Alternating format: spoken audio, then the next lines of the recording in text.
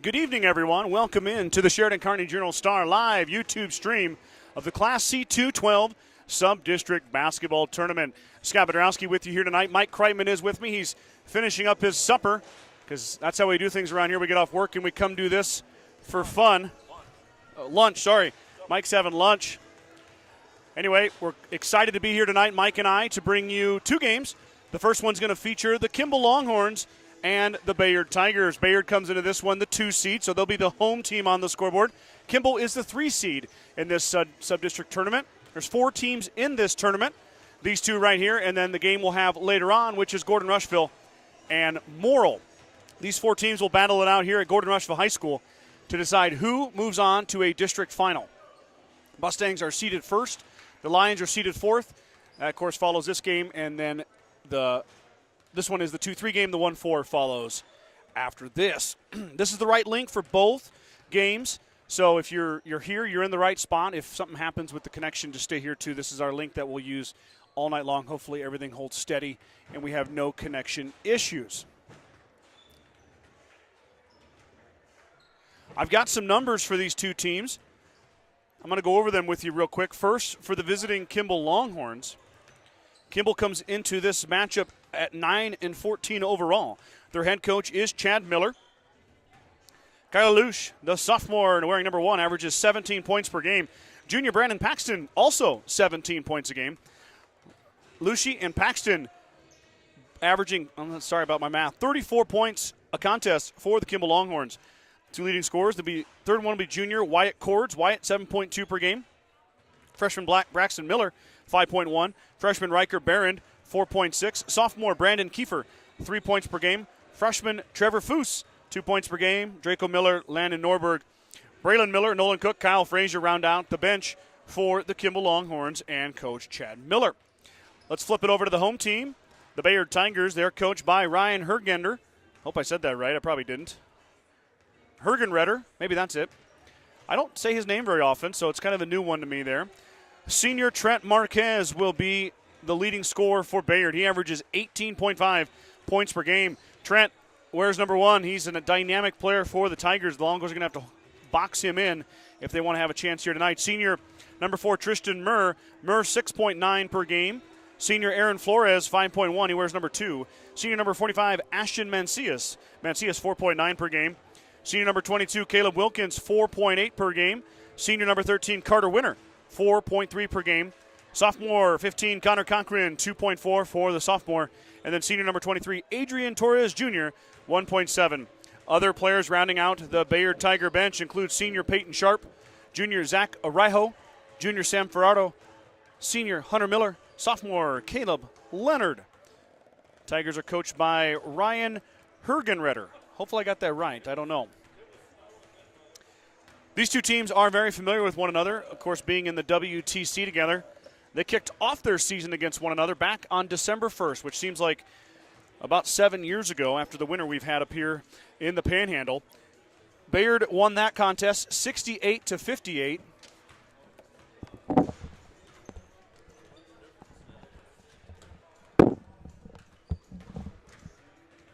Kimball then turned the tables on Bayard at the WTC tourney, winning 73-29.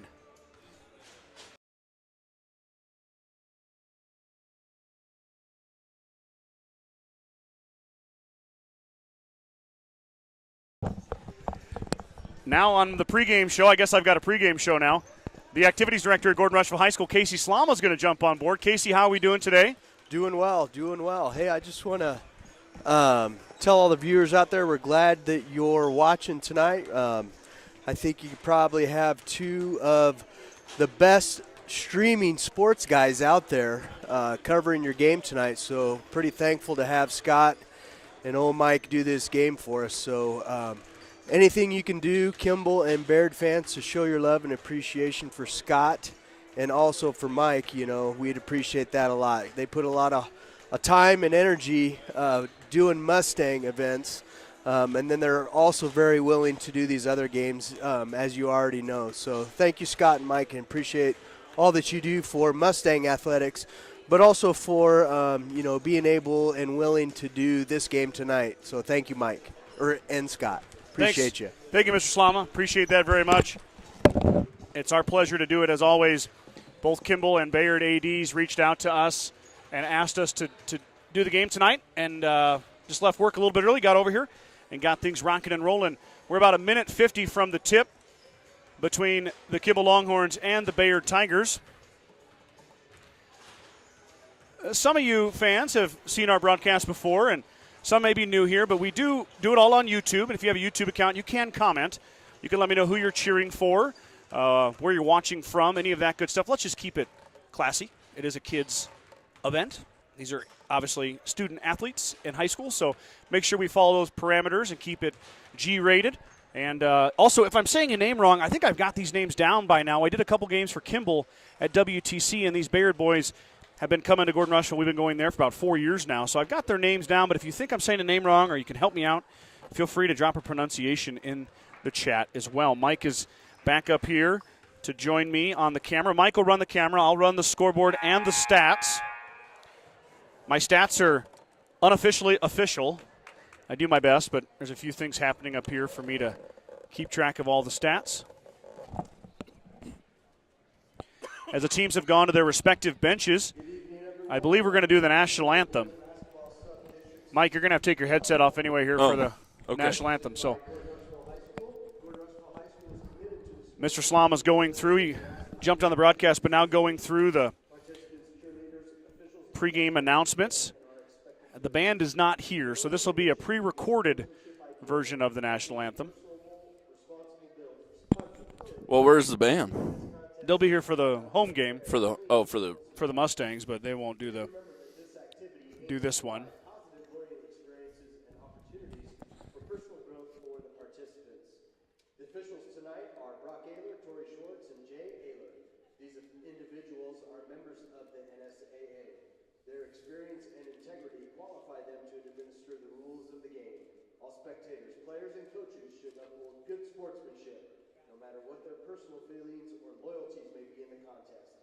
And now, ladies and gentlemen, at this time, would you please stand and remove headwear for the playing of our national anthem?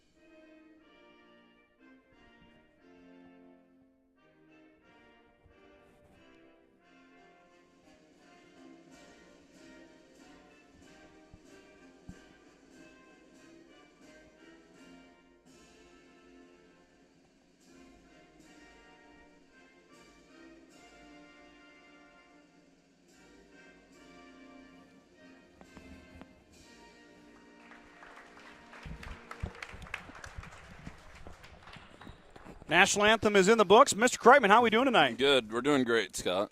Okay, we got a little double dip for you tonight. We're going to jump in on Kimball and Bayard. You can't beat postseason basketball for me. Yeah, you're in it, buddy. I'm kind of an old basketballer myself, you know. I get into it. March, we're getting close to March. I know it. It's game time. Absolutely. Wyatt Corn's the first announced starter for the Longhorns. Karalushi, the second starter for the Longhorns. Branson Kiefer. I think I said Brandon earlier. My fault. Branson Kiefer, number 3. Braxton Miller.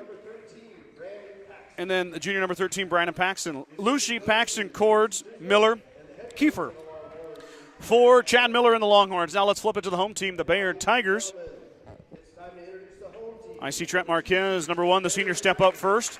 Marquez is the first starter announced.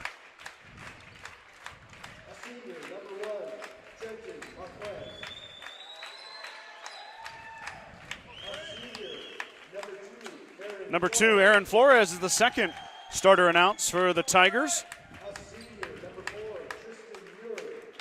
Tristan Muir, another senior, number 4, third starter. Carter Winter, number 13, the senior, is the 4th starter announced. Ashton Mancias is your 5th starter. Marquez, Murr, Flores, Mancias, and Winter for the Bayard Tigers.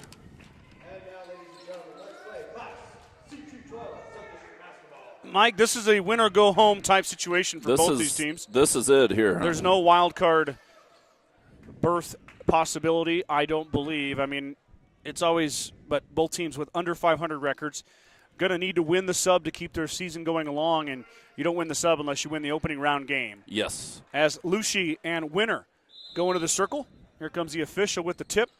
Tip will be tipped by Marquez, and over to Murr, and Marquez will bring the ball up for the first possession of the game for the Bayard Tigers. Did you like that camera work there? I didn't see it. Were you even looking? I was watching the game, Mike. That's my job. Murr to Mancias. Working it around. Now Mancias wants to dribble drive. He'll be cut off. Back out to Winter. Winter's got a strong move to the hoop. Carter Winter up, rolls off the side of the rim. Yeah. Right idea, and he got a good look at it. Just got to finish. Lucci clears back the other way now. Are the Kimball Longhorns. They're in their first offensive set. Lucci with a touch, high dribble, drops it out to Cords. Cords can shoot the triple. Now Paxton wants to go to work. Paxton in the trees. He's fouled. Will be hit on the arm by a Tiger. We'll see who the call is on.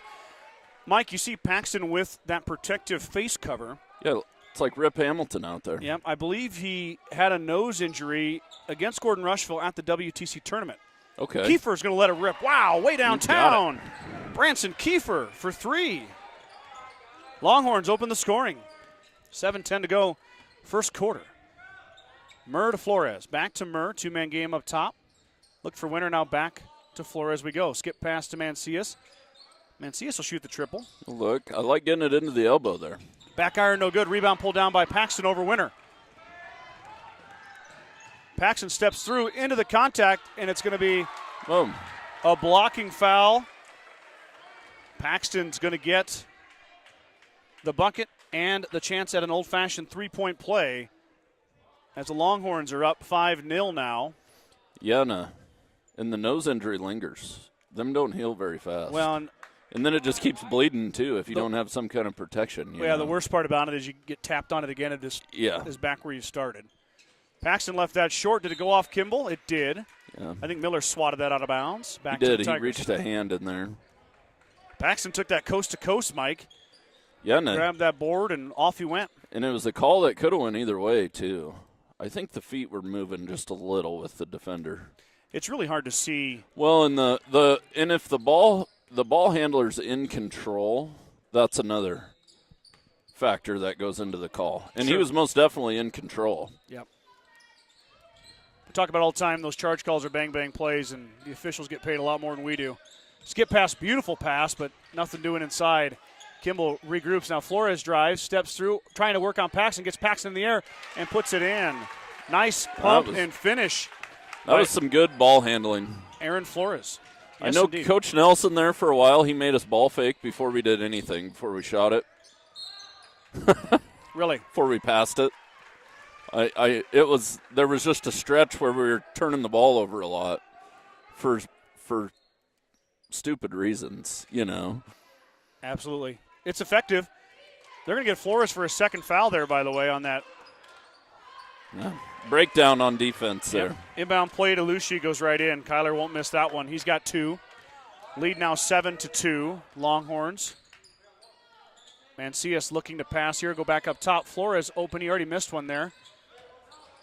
Marquez with Kiefer working on him, then finds Murr. Murr off the side of the backboard. No good. Fighting the rebound. And it's thrown back in, stolen away by Paxton. Kiefer inside to Paxton. Paxton blocked. That was Carter Winter who got a paw on that one. Bayard gets the basketball back. Down the floor, down 5, 5:30 to go. Murr through.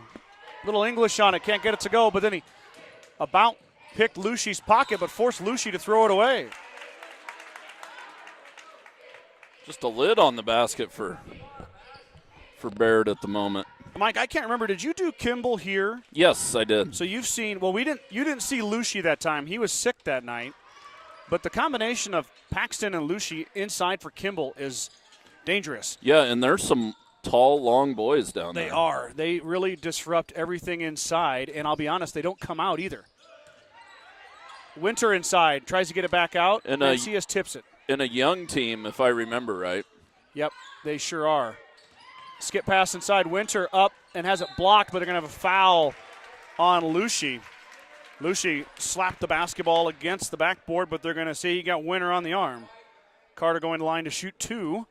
I think Kimball had a lot of success during the Mike Dahm days, I'm assuming. Mm-hmm. I'm sure somebody from Kimball listening. I never saw Mike Dahm play, but not till he was in college. No. First one is off the back iron, no good for Winter. He's got another one upcoming here. But he's a Kimball Longhorn.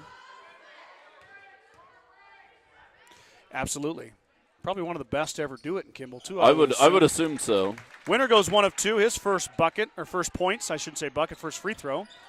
Braxton Miller will bring it up, the talented freshman. Yeah, you're right, Mike. All 5 starters are underclassmen. Nope, there's a junior in there. But basically all coming back next year as Miller pops on the baseline. And I gave those points to Bayard. It should have went to Kimball. 9-3 now. Mancias is going to fire the triple off the backboard, no good. Fought for inside. And it's going to be off of Kimball and stay with Bayard. Winter was fighting in there with Lucy.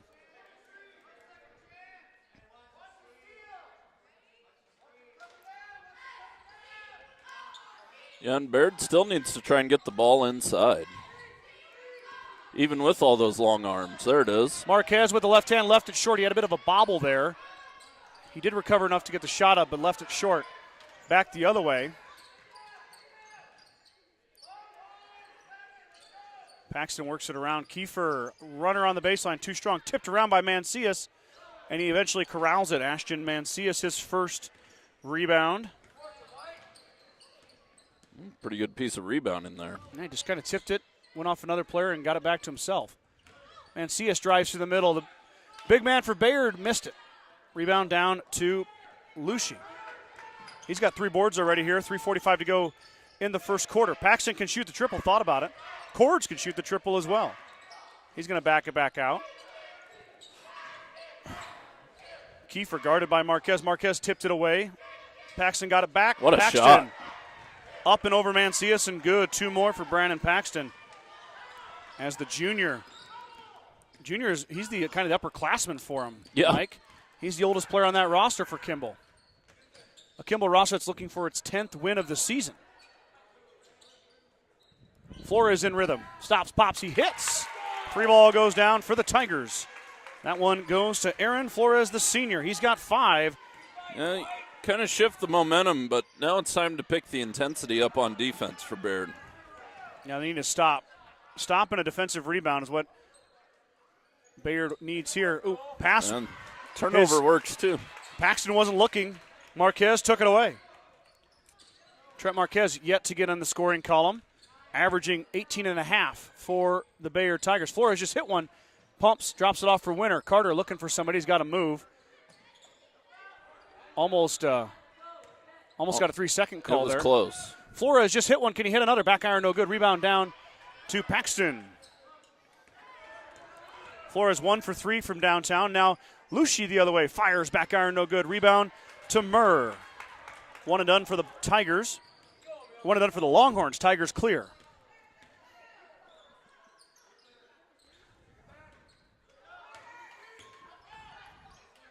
Part of the fun, Mike, is as Flores is blocked. Yeah, it was a nice move.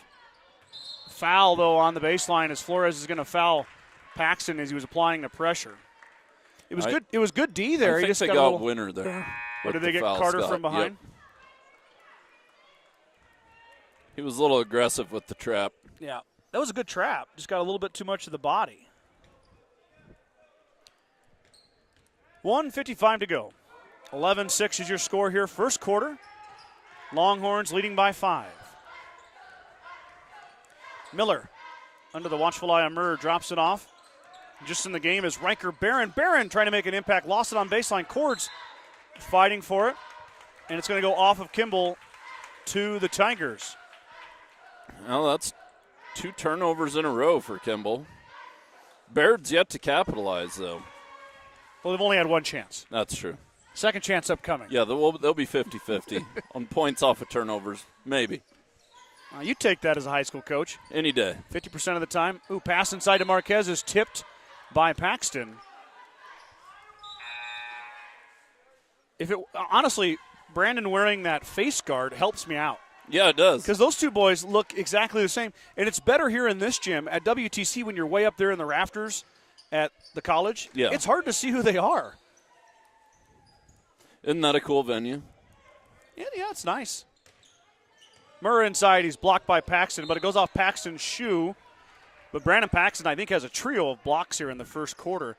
But, credit Bayard, Mike. They're not afraid to go to the rack. No, and you got to go right at those big, tall guys. As the game progresses, things get a little sloppier. Those boys are not going to come off the floor for Kimball. Well, and you drive in there. Hopefully you can draw a foul. Carter, maybe. Winner had that thing about roll out. Rebound cleared by Alushi. He's got 4 boards up ahead. Paxton and Alushi playing a 2-man game. Now they get Miller involved. Marquez applying the pressure. The senior on the freshman. Barron through the lane. He floats. Too strong. Rebound fought for and grabbed by Carter Winner. Carter Winner up ahead to Marquez. Trent Marquez with no numbers. He'll back it off. 4-on-2. Now Marquez going to fire the triple and hit. Big shot by Trent Marquez, the senior. Pretty smooth-looking 3 from deep, too. Yeah, Trent can score it, that's for sure. Just like Paxton and Lucy on the other side. Marquez can fill up that column. Now Miller, that thing was in and out. Paxton offensive rebound, puts it back up and in. No good, but 2 shots coming for the junior. That's a problem, Mike, for all opponents playing Kimball is you've got Miller and you've got Barron, you've got Kiefer, you've got Cords who can shoot the outside shot, and they just send Lucy and Paxton in for offensive boards as Paxton misses the first. Well, yeah, they get you spread out, and then the big guys rebound. And then Kyler and Brandon are athletic enough, they can bring the ball up. Yep. They can score it themselves in isolation. Definitely something to watch here in the WTC over the next few years as Paxton finally gets his first free throw to go in. He's 1 for 3 on the evening. 17 seconds to go, first quarter. Now 15. Murr. In the game was Hunter Miller. Shot is up and good. Was it a 3, Mike? It was a 3. Yeah, that was a 3. Tied it up. Stolen away by Murr. Murr's got to hurry. Too strong for Tristan Murr. And we're going to go to the second quarter. What a little push there by Bayard. 12-12 is your score between the Tigers and the Longhorns.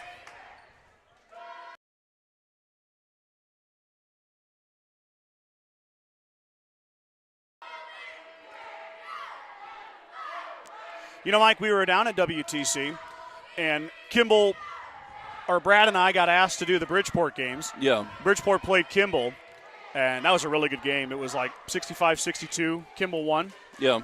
And I was just impressed. It's a little bit further of a drive here to Gordon than it is to Scottsbluff, but the amount of students there from Kimball. Oh, yeah. Their student section was rocking. And then Brad nicknamed them the bullpen. The bullpen? Yeah. But then we found out it's the black hole is what it's called. Oh, but anyway, the Kimball fans thought the bullpen was all right too. Yeah. And I'm a baseball guy, so I'm 100% behind the bullpen. Yeah. Anyway, really fun atmosphere. Did you see my baseball cards last night? I did. I saw them. I'm sitting on a gold mine. Yeah, you better hold on to those for 10 years. I think if I hold on to them for another 10, 15 years, I'll be in good shape. You can retire, Mike. Yeah. Miller gets it inside to Lucy. Lucy gets his defender in the air, left it off the rim, no good. Paxton back up and good. Nice strong move from Paxton. Another offensive board results in 2. Mancias in the lane. Wow, what beautiful body control by the big man as Ashton Mancias puts it off the glass and in. Big man with some good feet in there. That's hard to do, to catch that and not travel and get a shot up. Well, and then a shot with touch. It wasn't just like he hucked it up there. I bet you and I couldn't do it. I couldn't for sure. Barron working it around. Trevor Foose now in. Miller thought about it. A trio of freshmen in there. Paxton another touch inside, and that one's going to be blocked. Barron cleans it up. Mancias is going to fight for it and grab it. We're going to let him play in there tonight, Mike. Yeah, I'm fine with it. We saw it when the girls played their sub-district here last week. It's postseason basketball. Mancias with a quick dish. Winner creates some space, but he left it short. Fight inside, and Paxton's going to pull it down. Up ahead now. Barron to Lucy. Lucy lost it, then Foose fires it up. The inadvertent assist from he didn't Lucy mean to do Foose. it. Foose was standing right place, right time. And he hits. 16-14, Horns on top of the Tigers. Skip pass is stolen by Miller. No need to panic there. Yep. Shot from Barron. Oh, man, that thing was halfway down. Winner clears. Mike, I've added rebound, assist, steals to my score sheet. Oh, good. If I wasn't busy enough. Murr at the free throw line. Lets it rip. Iron no good. Off the top of the backboard, but they're going to let him play. Barron to Miller to Paxton. Now Paxton, the big man's going to bring it up. Paxton on the run. He'll stop. We got a moving screen on Kimball. Who'd they get? I was running the camera. I think they got Foose. Yep, they did. That'd be Trevor's first foul. And the ball goes back to Bayard.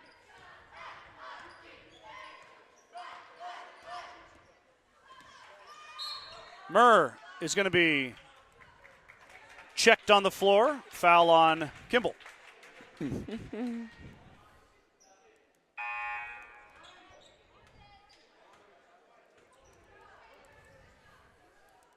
In comes Kiefer. In comes Cords. Out goes Barron and Foose. Mancias had it taken away. Boy, it was the right idea. Paxton tipped it to Lucy. Now Miller on the run out. Looking for Paxton. Paxton's going to go up with it. He's fouled. Brandon Paxton, another trip to the line. Before too long, he's going to have to pay rent. Yeah, he's hard to defend down there. He knows how to get guys in the air, too. Going to get Mancias for his first foul. That's definitely somebody Bayard does not want to get in foul trouble. But Paxton is the right guy to foul right now. 1 for 4 at the line. Yeah, he wanted that one back. Second one here of this trip. And Paxton gets his second free throw made of the evening. 2 for 5 is Brandon. Brandon's got 8 points to lead all scorers. Marquez doubled. Mancias inside. Has it blocked by Paxton. Skip What's he pass got, up ahead. 4? And he got 4 now, yep. Cords drops it off for Kiefer. Kiefer inside to Paxton. Paxton working on Marquez. Marquez tried to strip him. He altered it up, but Paxton got it back. Put back and 1 for Brandon Paxton. Bayard really doesn't have an answer for Paxton down there at the moment. They do not.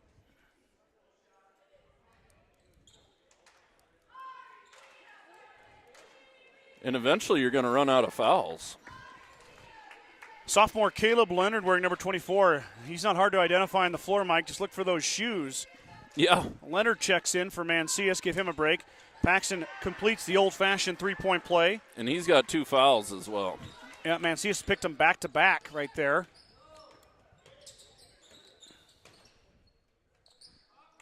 The big man from Bayard will get a break. That one goes inside to Leonard, but it's going to go through his hands. Out of bounds. Turnover by the Tigers.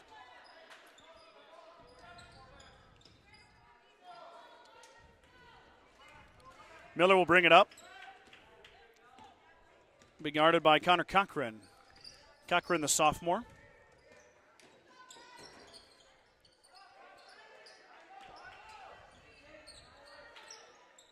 Kiefer's going to shoot it. He's going to miss everything, and Winter's going to corral the rebound.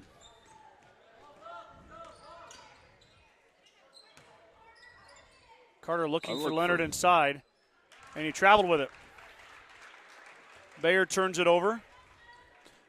See some frustration starting to set in for Bayard, too. 2014 here, 4:19 to go. Winner advances to the championship game on Thursday. Are we going to get to have it? Now we'll talk about that later. Foul on the Tigers. That's going to be their 8th, so Paxton's going to shoot a 1-and-1. He's made his last 2 free throw attempts. He's 3 for 6 on the evening.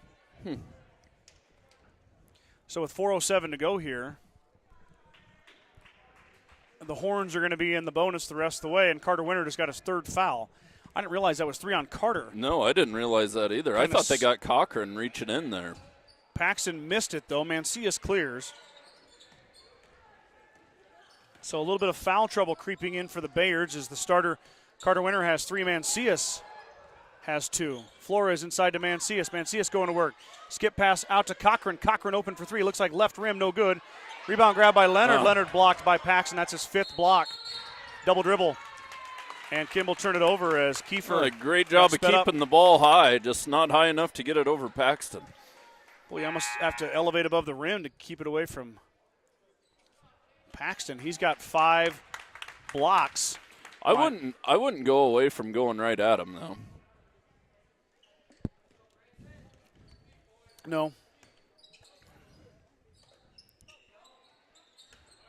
We just got to run your offense, right, Mike? Yeah, you got to do what you know how to do. Skip pass over to Cochran. Back to Flores. Flores hit a triple. He's going to go to Mancias. Mancias is going to get fouled by Paxton.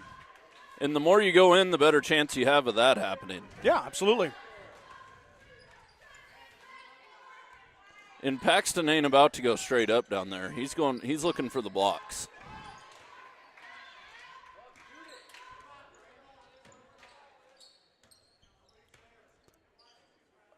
Kimball running the box and 1 on Marquez. I should have mentioned that earlier. Cochran will fire the triple. Back iron, no good. Mancias offensive rebound. Now Murr back out. Entry pass is tipped away. Cords ends up with it. That was pretty good defense. Flores just about got there, but pulled up smartly. 2:51 to go. Second quarter. 20-14 is your score. Kimball looking to add to that 6-point lead right here. Timeout. Coach Miller and the Longhorns. 2:44 to go here before halftime. Mike, we had a couple comments. Let me jump over there. What do we got? Oh, Carly Murdoch said Mike played for South Dakota State. Yep. We knew that. Scarlett Norman says go Tigers.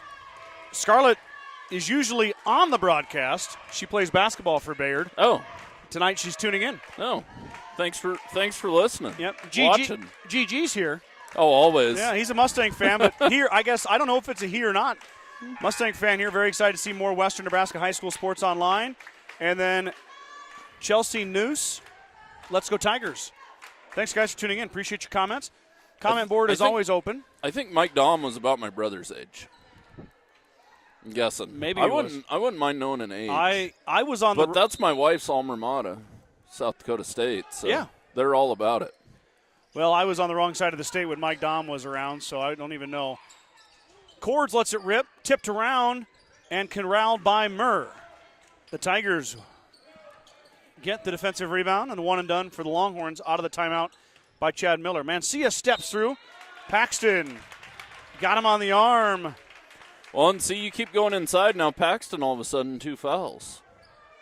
And Paxton, something to say for the official.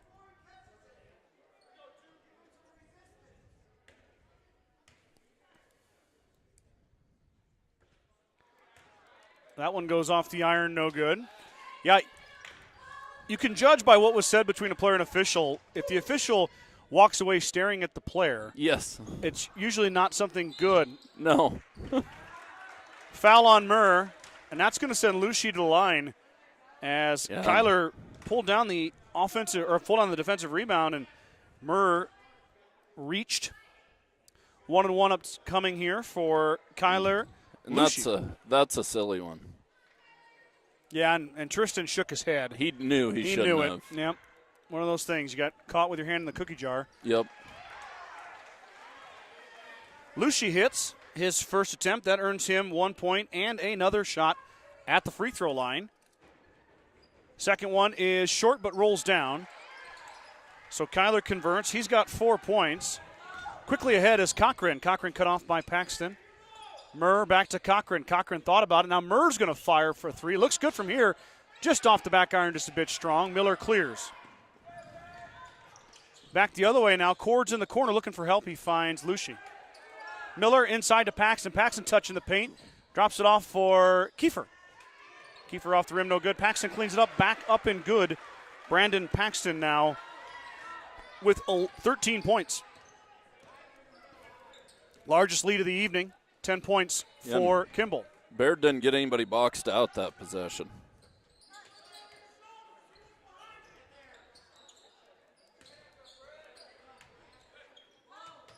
Murr, baseline shot. Ooh, that thing's halfway down and pops out the top. That was all but in. Yep. Lucy with the rebound. Back the other way now. Lucy's going to fire three. He's slapped on the arm by Murr. Lucy's going line to shoot three.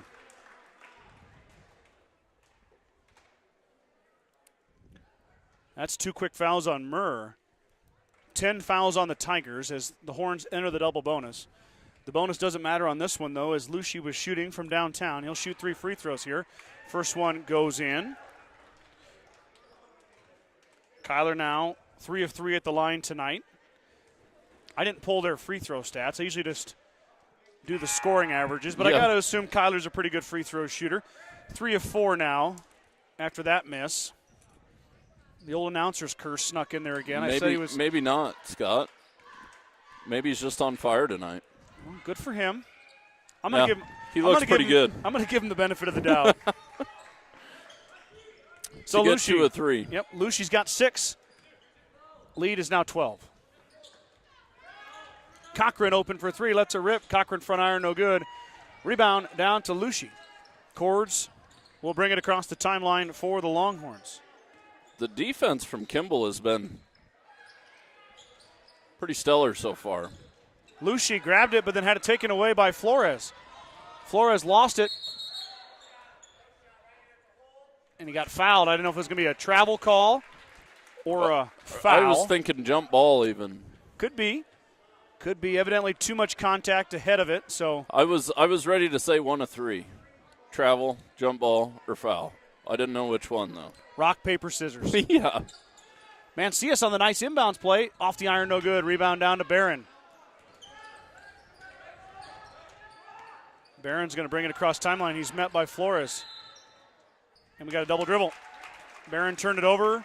Off the pressure from Flores. Now Bayard, can they find a way to pop the lid off that, that hoop and get one to go through? They would like to get it to single digits here if they can before halftime. 42 seconds to go before we head to the break.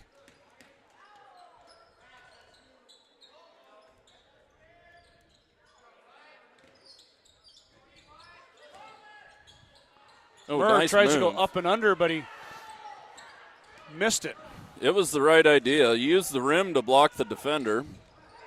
A fight between 3 Kimball players results in a Kimball turnover. Barron and Kiefer thought they were on. They were trying to take the ball away from another team. 20 seconds to go.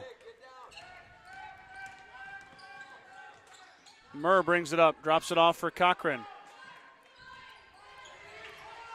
Skip pass inside. Murr able to. Wow, what a play by Tristan Murr. Yeah, what a hustle play. Mancias thought about it. Instead, he'll give it back to Flores. Flores is going to shoot the triple. That's too strong. Rebound down to Barron. And that will end the second quarter. Your scoreboard is correct. 26-14 is your score at the break. Mike and I will be right back here with second half action after these commercials. Meet the one for you. The John Deere 1 Series compact utility tractors.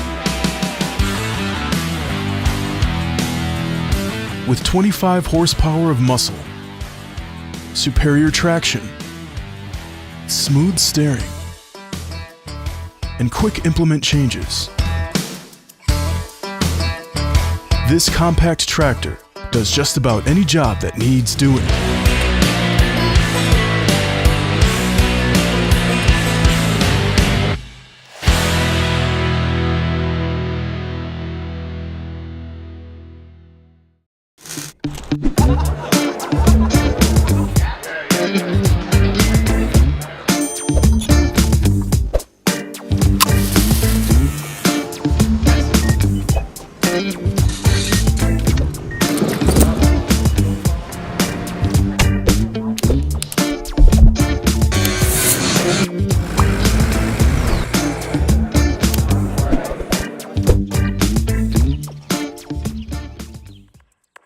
dawn of every new day come countless new demands. At New Holland, we know the value of reliable planting. That's why our P-Series air carts and drills give you precise control over your seeding, increasing accuracy and yield. When it comes time to harvest, the CR Series Combine offers superior quality, minimal grain loss, and increased visibility. Challenges will vary from day to day, but your answers to them won't. New Holland, equipped for a new world.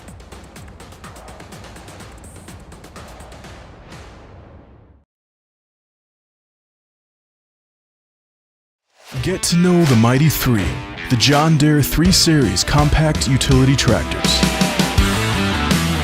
Compact enough for narrow tracts. Powerful enough for big tasks, like digging, hauling, and clearing. Plus, easy to steer and operate. Now that's the Mighty 3 performance.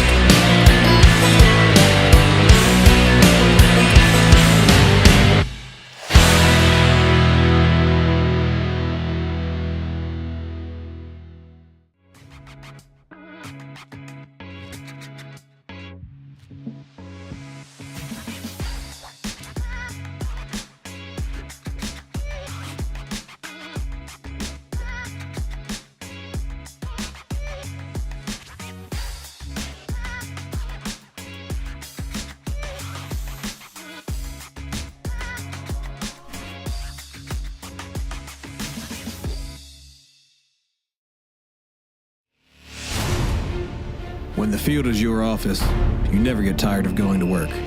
Cut, rake, bale, repeat. New Holland offers the power and versatility to get through the day. From small squares to large squares and everything in between, New Holland has you covered. Visit your local dealer today to find out more. New Holland, equipped for a new world.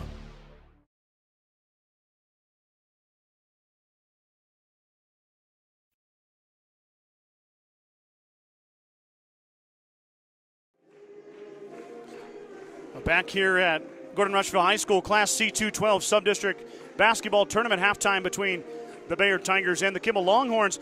Get to enjoy the entertaining Kimball High School cheerleaders who performed their routine. They got second at state, I believe is what Mr. Slama said, in the game day routine. And they're entertaining. It's good to see the Mitchell Tiger cheerleaders over there. That's how cheerleading works, so. They all cheer for each other? Yeah. Because think about it, when you're at a competition and it's all a bunch of different teams, what if nobody cheered for the cheers? It would defeat the purpose. It would defeat the purpose. So everybody cheers for everybody when it comes to cheerleading. You know what? I had to figure that out because when we went to Imperial, I'm like, why are they cheering for the other team? Like, don't you want to sabotage them? And no. But you can't really because you want them to cheer for you as well when your routine comes up. You know what, Mike? Maybe the world should be more like cheer competitions. Yeah, maybe. Maybe we should all root each other on. Yeah. On a daily basis. Well, let's take a look at these halftime stats. First for the visiting Kimball Longhorns. Brandon Paxton with a big first half, a lot of it coming off the offensive glass. Paxton leads all scorers with 13 points. Kyler Lucci with 6. Branson Kiefer hit a 3-ball. He's got 3. Braxton Miller with 2. Trevor Foose with 2 to round out the scoring. We'll get the quarter change here in a minute, too. Aaron Flores for the Bayard Tigers has 5. Marquez and Murr with 3 apiece. Carter Winter has 1, and Ashton Mancias has 2 for the Tigers. 26-14 is your score at half. As Bayard's already out of the locker room. That's pretty quick. That was fast. Must not have been much to say. 4:50 to go here before we start the third quarter. This is first of 2 games here tonight. The Gordon-Rushville Mustangs, the number 1 seeded, and the host team will take on the Morrill Lions following this one. If you are a Gordon-Rushville fan, you're jumping on. That's going to come up after this. Mike, we've got our clarification. Mike Dahm graduated in 2014. 2014. I knew somebody'd know. Yep. That was Caitlin Heeg. Danica Hassel, another Bayard Tiger, tuning in tonight. Amanda Lucci. Let's go Longhorns. Let's go Lucci. That's a little. Lucci, that's catchy. That could be like a little chant there. A little Let's go Longhorns. Let's go Lucia. My wife was the DJ at the dance last night that you didn't bring your kids to. Yes, I did. I did not come to the dance. Thank you for But blasting anyways, it on her air. maiden name's Hypel. So we're thinking DJ Hypel, but spelled Hype. Perfect. I think that could work. That's big time. Yeah, I'll be honest, we were at the youth wrestling tournament yesterday. Where'd you go yesterday? Yesterday, Bennett County hosted. Oh, okay. So went up there for that, and you know how it is at youth wrestling tournaments. You get home and your motivation to do anything else is long gone. Yeah, most definitely. You guys didn't hit Valentine. Valentine is a neat wrestling tournament. We were going to go to it, kids. but I didn't realize it filled up so fast. Oh. So we did not. It is full, so we did not get in. Yeah. Yeah, that's crazy to think that's already coming to a close here. Yeah, districts for youth wrestling is coming up next weekend. No, the weekend after. Weekend after, okay. This game, Mike, though, got moved up to tonight. Another impending winter storm headed our way. I'm over it at this point. I mean, if it it wants to snow, go ahead and snow, I guess. There's nothing it can do to surprise us. If it makes you feel any better, I heard Wyoming is supposed to have 80-mile-an-hour winds. Wow. We'll see what the wind is always the factor. You know, it's funny. We got a little bit of snow yesterday. Yeah. And then the wind came up overnight out of the northwest. I was driving to town. We live north of Gordon on that north-south highway, Highway 27, and about a half mile of it was covered in snow from just the skiff we got the night before it blowing on the highway. I was noticing it kind of blew around a little bit. I went north of town today. Yep. Yeah, we're going to have more of that coming to town. And it's almost gone. I mean, there's piles left, but you can see bare ground, but that's over. Another 10 to 15 will cover that up pretty quick. But anyway, we'll have to wait and see. The championship is slated for Thursday. We'll have to wait and see how that goes. You're starting to run into a bit of a wrinkle, though, Mike. You know, you and I are the only ones that do the broadcasting for Gordon-Rushville. And if that game doesn't happen on Thursday and they move it to Friday, we're going to Ainsworth. Yes. For the girls' district final. The girls play Clarkson-Lee. That's a 5:30 p.m. Mountain Time tip, 6:30 p.m. Central Time, because Ainsworth, of course, is Central. But we're going to be going to that, and there will be no one here to cover the sub-district championship if it moves to Friday. And we only have one set of equipment, so it's not like we could be two places. I mean, unless Mr. Slama at the high school, we've done the broadcast for the high school now for about 10 years. I don't think they have the right equipment, and it takes quite a bit of money to produce the setup, so you just can't find it hanging around. I got an extra camera, but that's about it. But we'll have to wait and see what Mother Nature has in store for us this week. Sorry you have to listen to Mike and I's small talk. Yeah. But we are a minute away from second half action. But remember, with all the snow, we should have green grass come spring. I hope so. If it ever gets here. You know, we really only get 2 seasons in this part of Nebraska, winter and summer. Yeah, that's about all there is. Yeah, it started to feel like spring there for a couple days. 41. Yeah. This was a year we actually got a fall. I know. And then we got a winter. So maybe we'll actually have a spring this year too. Yeah. Or May 5th it'll be 106. Yeah. Or snowing 2 foot. It's snow the next week. Yeah. I do see tomorrow we go from like 42 down to 2. Yes. That's just typical Nebraska. You know, I don't mind the snow, but I could do without the minus 40. I know it. Wind chill. I'll tell you one thing, though, is I was able to rotate the firewood this year. Oh, good. Because I'm about out. Yeah, I think I'm going to make it through the cold, but I was looking at it this morning. Not a bad thing, though. All right, here we go. Second half action. Mike and I's soapboxes are put away. Yeah. We're ready to bring you some basketball action. Marquez is going to do his best to work on that box and one. He's had Branson Kiefer in his back pocket all evening long. I thought maybe he was going to shoot that, but instead they're going to run a little diversion there and get Mancias open on the seal for the finish. Well, and that's exactly what they needed. They got it to 10.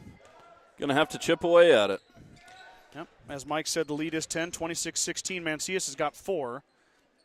Get some stops, hit some bunnies, maybe knock down a 3. You're right back in the game. Kiefer's going to fire straight on. That's not going to go, and Winter is going to sky in and clear. So 1 and done for the Longhorns. Bayard with a chance to knock that lead down to single digits. Marquez dribbles. He had only a single 3 in the first half, averaging 18.5. The Tigers are going to need him to catch fire anymore. Oh, that is what they needed. For 2. That's a 2. Oh, it was only 2. Yep, his foot was on the line. I saw the official by the scores table put a 2 up. But still another bucket for the Tigers. Yeah, Paxton took the mask off. Paxton had 13, though, in the first half, Mike. I don't think it was hindering him. Lucy really kind of flat with that 3.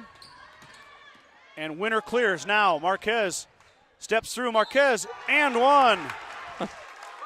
Wow, Trent Marquez showing you what he can do in the open floor. The senior to the rack. Well, that was just a basketball play right there. And look at that, Bayard's right back in it. Lead is back to 6. They didn't need a halftime speech. They were fired up on their own. Marquez will hit, and the senior completes the old-fashioned three-point play. He's got 6 now, and a lead down to 5 for the Longhorns. Miller brings it across the timeline. He's guarded by Murr. Drops it off for Paxton. Paxton going to work spin move. Mancias in the air, but Paxton didn't really run into him. Mancias Paxton was kind of falling the wrong way to get into him. He got him in the air and did not initiate enough contact for a foul call. Marquez, let's see if he comes alive. He can take over the game. Flores drops it off for Winter. Carter inside. Outside now to Flores. I'm sorry, that was Murr. Murr missed it. Winter lost it.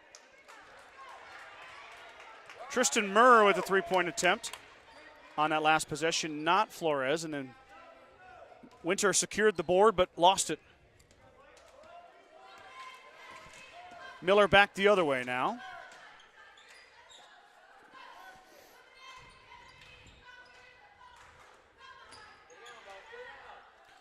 Shot up there, no good. That was pretty good defense. Yeah. Another stop for the Bayard Tigers. Marquez on the feed from Flores. Back iron, no good. Paxton clears. Brandon Paxton looking for a guard. He's just going to take it himself. Gets past Marquez. Nobody stops him. Paxton up and 1. Boy, that's going to be 4 on Winter. Carter Winter, 4th foul. Paxton to the rack. 2 more. Had an impressive take on one end by Trent Marquez, and then back the other way goes Brandon Paxton. That's the first points of the half for Kimball. That's correct. And you're right, Mike, that is on Carter Winter. He has 4. In comes senior Hunter Miller as Paxton makes the free throw. Brandon 5 of 8 at the charity stripe. Flores in rhythm, lets it rip, looks good, but too strong back iron. Tipped around, and Murr grabs it. Well, I don't know how Murr ended up with that ball. Miller blocked by Paxton, but they got Paxton for the foul. That's Brandon's 3rd foul. That's going to be 3 on Paxton? I believe so. And the senior, Hunter Miller. Well, and I said you keep going inside to him. You're going to get him in foul trouble eventually. It might take till the 4th quarter, but. Hunter now at the line, lets it rip. Good-looking stroke, just rolls off the left side of the rim.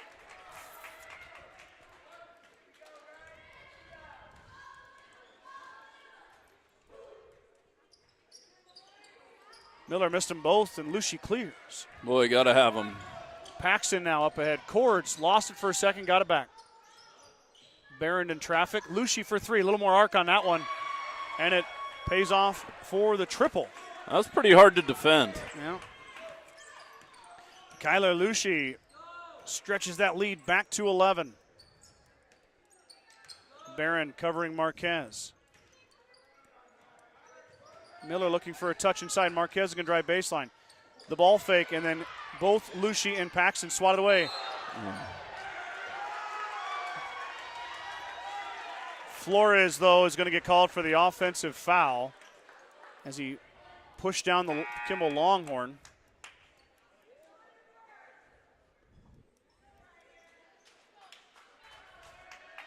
Third foul on Flores. Gave him the old forearm shiver going after the ball there. Yeah. I don't know if it was, it's hard to tell if it was, the player went flying. I don't know if it was that bad or not. You never know anymore. Lucy lost it for a second, drops it off for Cords. Cords had it knocked away by Murr.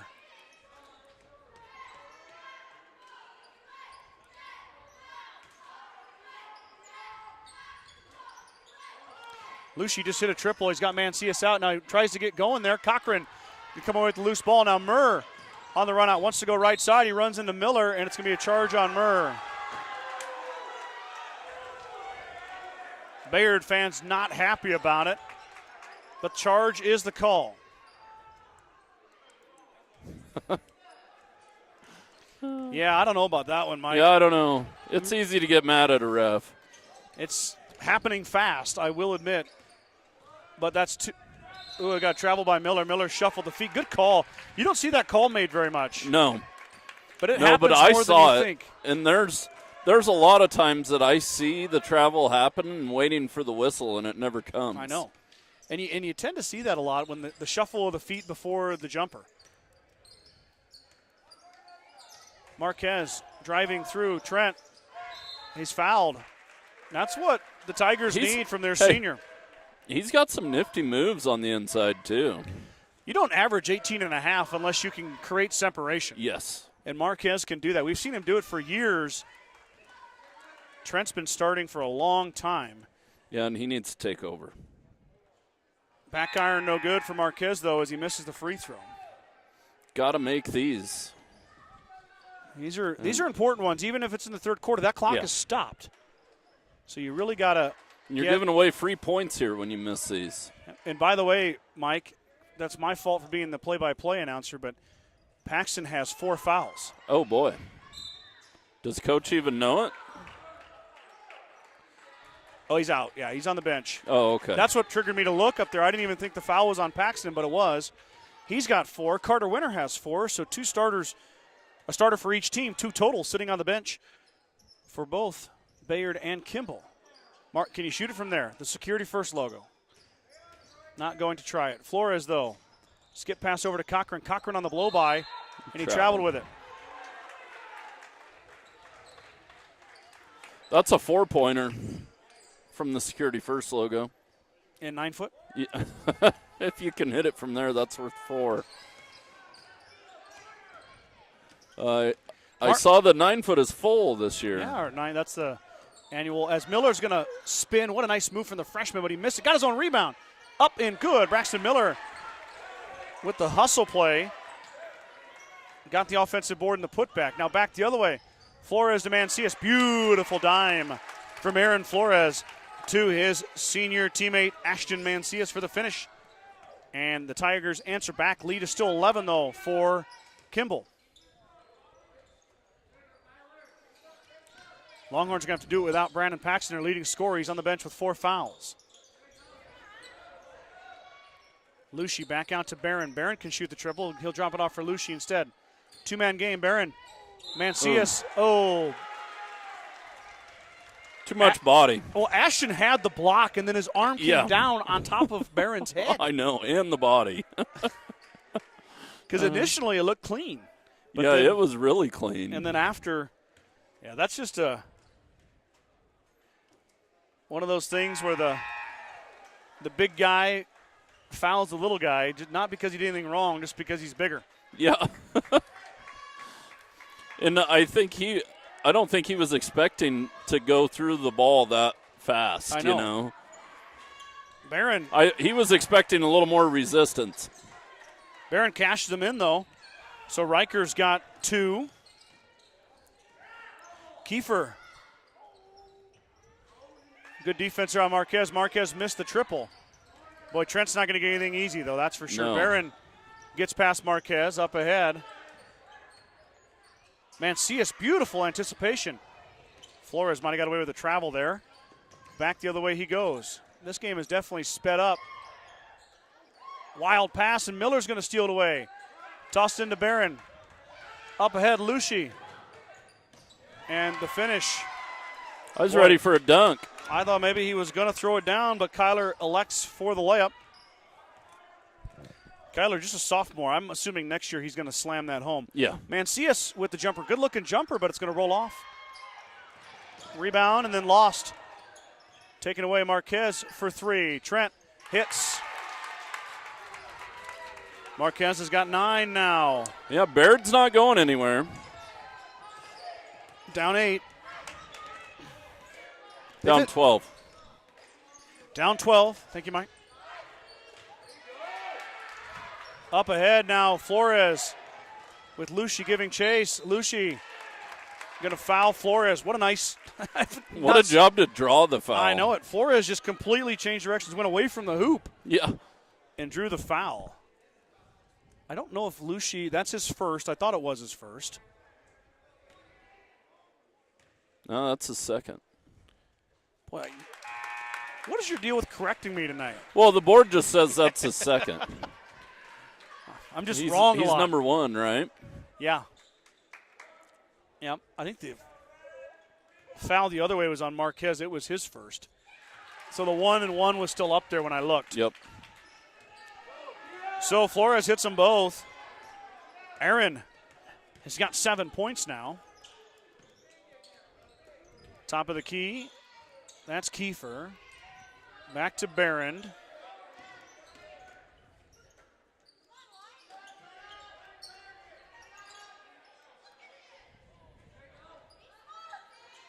Mancias with the good D. Great defense. Up ahead is Leonard. Leonard lets his defender go by and finishes. Caleb Leonard. Season on the line. Yeah, the sophomore, orange shoes and all, puts it in. Nice jump stop and a ball fake. Marquez with the nice hands there, but it goes off of Trent. Good D, though. That's tenacious D inside. Yeah, Leonard with the nice ball fake. Defenders blew by, and he put it up and in. 3 ball by Barron. Fought for. Leonard lost it. Miller over Leonard and hits.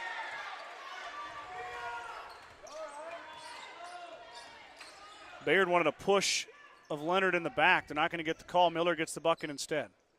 20 seconds to go here, third quarter. Mancias couldn't handle was it. wide open, and the big man lost it. He was thinking about shooting before he caught it.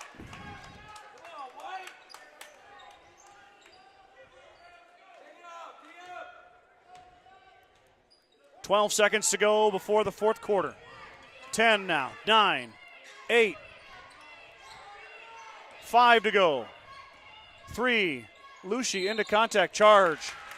Flores was waiting for him. 1.7 seconds to go. Foul on Kyler Lucy. And the Tigers maybe with a chance here, Mike. Yeah, possibly. But even better is Kimball can't add to it. No, I think they're happy with the stop. Marquez will just hold. And we'll head to the fourth quarter. Your scoreboard is correct. Kimball Longhorns holding on to that 10-point lead, 40-30.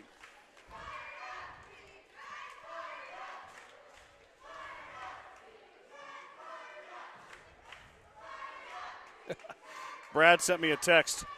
He said, in my defense, I was sleep deprived when I came up with the bullpen.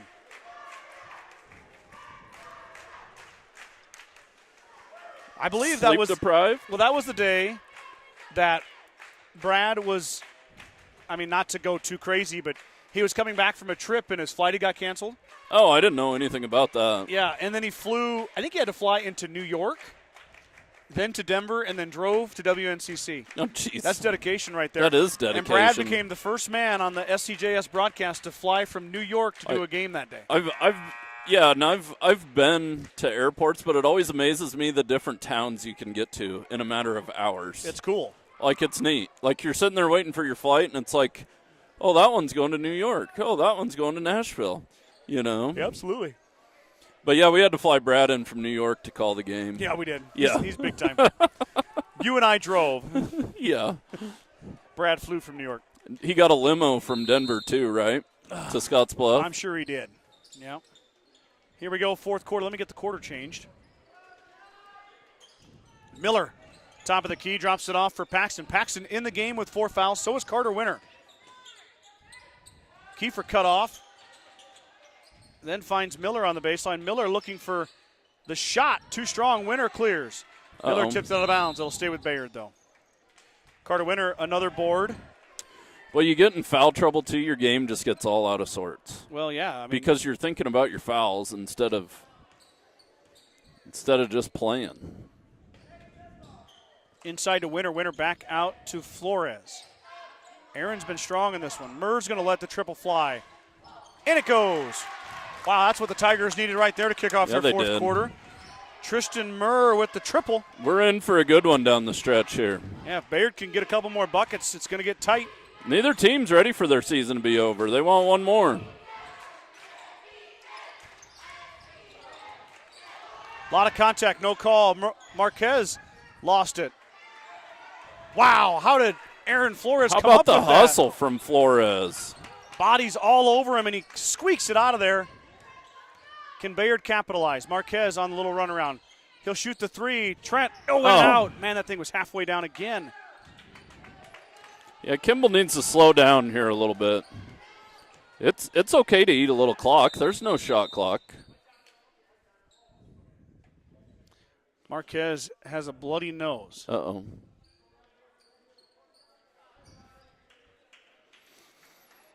That must have happened in that scrum down there. Yeah. It doesn't look like very much. No. We got a timeout, I believe, by Kimball. Yeah, they just got to get him cleaned up. 6:39 to go. Let's see, have I got the Bayard cheerleaders on here yet? There we go.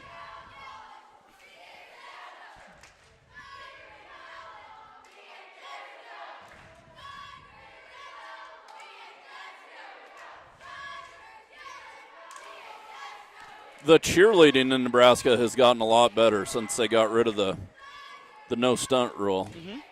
I mean, everybody's been all about it since then. Yep. Well, later on the broadcast, you're going to see the Gordon-Rushville cheerleaders perform their game day performance. Game day, okay. No, the one they got second with. What was it? No, they're going to do the one they got sixth in tonight. Okay. And then they're going to do the one they got second in on Thursday. Okay. Coach Denning called me. She called me to tell me this, and I'm messing it up, and I'm not happy about it. She should have called me. I'm the cheer expert out of the broadcast. I told her you were. But anyway, I'll figure it out before the GR game starts. It'll be Kimball basketball following their timeout. Lucy up and over everybody, and then Flores took it away. Aaron Flores streaking up the right side. He lost it, though. He lost his footing and hit the deck. It ends up in the hands of Branson Kiefer. Over to Cords. Cords smartly holds it up, but Flores is going to knock it out of bounds. It goes into the GR band supplies.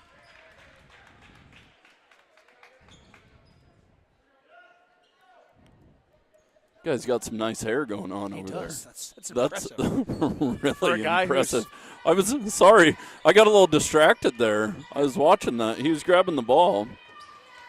Miller now working on Murr. Murr took it away. Oh, and he lost it. Tristan dribbled it on the baseline. Marquez is back in the game for Bayard.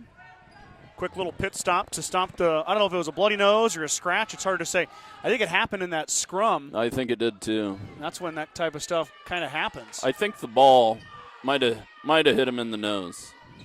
Kiefer high arcing three, and it's good. Branson Kiefer, nothing but nylon. Well, now the lead's back to 10.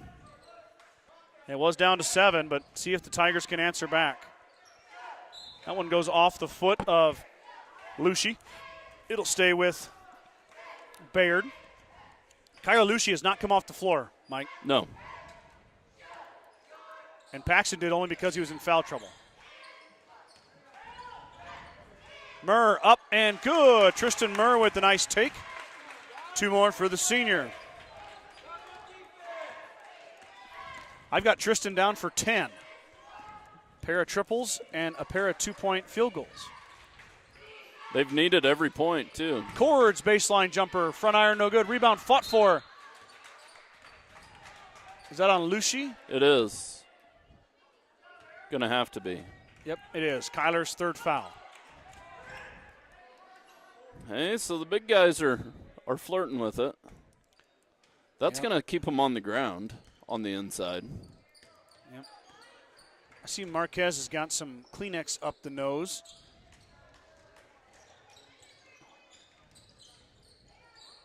Flores in the corner. Instead, he's going to pass it inside. Everybody thought he was shooting it. I know. Mancias and Winter both thought a shot was going up. They were looking for a rebound. Boy, it would have worked good, though, if his teammates would've. would have been looking. He fooled everybody, including me. 5:13 to go. Fourth quarter. Scoreboard is correct. Now he's going to Flores shoot. trying to cut into that, but instead it's going to go off the rim. No good. Miller stole it away. What a play by Tristan Murr. Pure effort by the senior. Murr into contact. No call. Lucy Boy, pulls that would down have the been rebound. 5 on Lucy. On Paxton, you mean? Or on Paxton, yeah. Cords over Flores. Missed it. Mancias pulls down the board. Baseball pass into the divider. Yeah, we need a taller gym. Huh? You don't really. That's probably the first time in this gym I've seen a basketball hit the divider. Yeah, me too. Volleyball, quite a bit. Yeah. We see a lot of volleyballs go up there, of course. Shot from Cords, back iron, no good. Rebound down to Winner. Carter skip pass up ahead. Marquez was waiting for it. Marquez 1-on-4. Trent will pull up. Got it. Trent Marquez from downtown. And the senior cuts the lead to 5. And we got a ball game here, Scott. Now don't go anywhere, everybody at home. Buckle up. Woke Bayard. the crowd up, too. Lucy trying to answer back. He does. Kyler Lucy from downtown. Oh, boy, what an answer. Getting down here to 4 minutes. Every possession's going to count now. Baird's going to have buckets. Marquez trying to do it himself, and he gets does. another one to go. Trent Marquez. Another bucket. A little bit of fireworks there getting it in, but the Longhorns do so. 3:50 to go, fourth quarter. Both teams at 5 fouls. Paxton taken away by Murr. Turnover by the Longhorns. Yep, that's smart. Marquez, he's got the hot hand. I need a good shot here, though. Plenty of time. Murr's going to let it rip. He was open. Yeah. Board cleared by Lucy. Paxton up ahead to Lucy. Tip to Kiefer. Kiefer to Lucy. Up and good. Timeout. Coach Miller. Kyler Lucy with another bucket. Take me a minute to tally up his score. All of a sudden, Kyler having a big second half after his counterpart Brandon Paxton had a big first half. 6-9-12. That's 16 points for Kyler Well, Lucy. they average 17 a game. Flip side for Brandon Paxton. Paxton has 17 points. So 17 for Paxton, 16 for Lucy. On the other side, Trent Marquez has found his stroke. Marquez has 14 for the Tigers. 3:20 to go here. 48-40 is your score. This is the Class C2-12 sub-district, I guess, semifinal, Yeah. because the winner goes to the finals. Kimball Longhorns and the Bayard Tigers. You might as well roll this ball here if nobody's going to guard.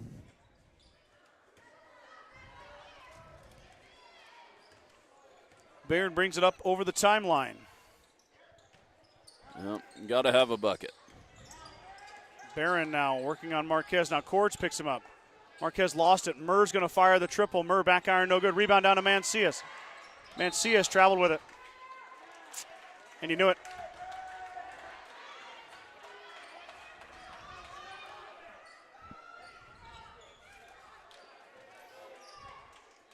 Kimball gets it back. If you're Kimball, you're in no hurry.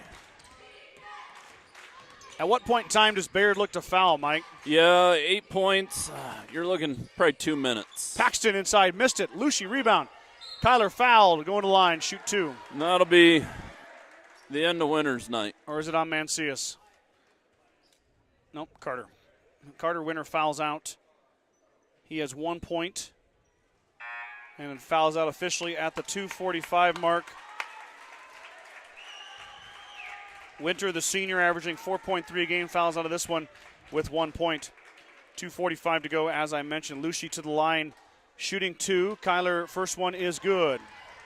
Lead grows to 9. Kyler now 5 of 6 at the line. 17 points for Lucy. Number 18 right here. If he can make it, he left it short. Mancias grabs the quick rebound. Tigers still alive, down 9.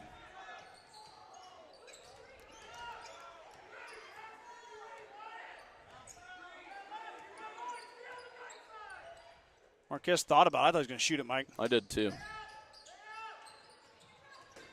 Marquez drives baseline, kicks it out to his teammate. Now Marquez open for three. Got Marquez hits it. Wow, that's a big three right there. How about a foul wouldn't hurt here, honestly.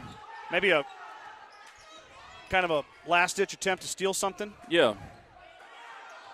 That was good. Yep. Paxton got it back, though. Barron open for three. In and out, no good. Rebound down to Paxton. Paxton fouled by Mancias. I believe that's 4 on Ashton. On Mr. Mancias. Or is it oh, well, we're going to find out right here. Well, it's one thing I have a tough time keeping track of. It is 4 on Mancias. These are big. Oh, Paxton left it short. that was a good foul. 5 of 9 is Brandon Paxton at the line. Paxton has played the entire fourth quarter, Mike, with 4 fouls. He's done great at staying out of there. Getting that 5th one. Paxton missed them both, and Marquez pulls down the rebound. Trent, can he make another one? Can he cut that lead to 3? Skip pass over to Flores. Flores has hit a triple, too. He's hit 2 of them. Flores inside to Leonard. Leonard rises up. Good shot, but it's going to go off the back iron. No good. Now you about got a foul.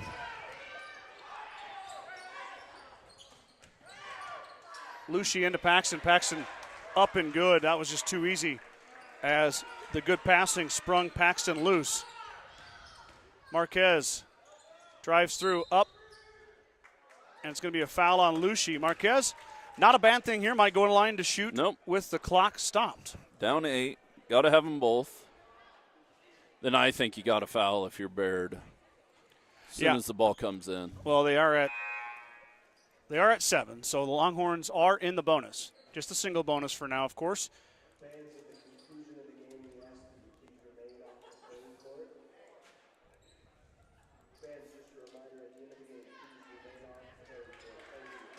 That must be a new thing by the NSAA, Mike. Must be. To announce stay off the playing court. Oh. Marquez missed the first. Trent, the senior, trying to dig deep. He's been working hard all night. Trying to get this one.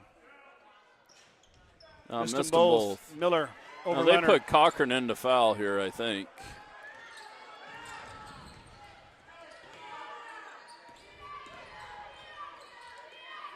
Mancias is going to knock it away. Back the other way. Ashton up and good. I'd get a timeout.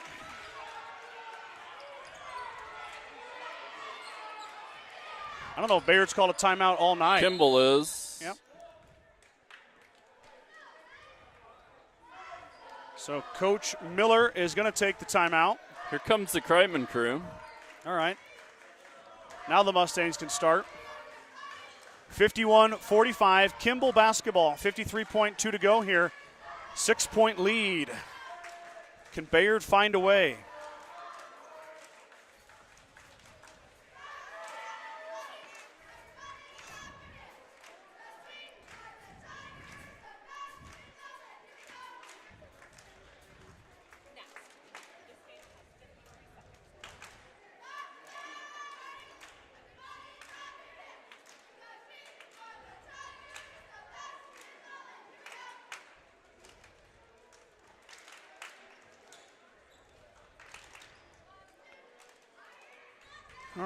All righty. Must have been a full timeout. Yep. You got to be looking to steal the inbounds pass here. And deny, and if you don't get it stolen, you got to foul. If you're Kimball, you got to set a screen to get somebody open.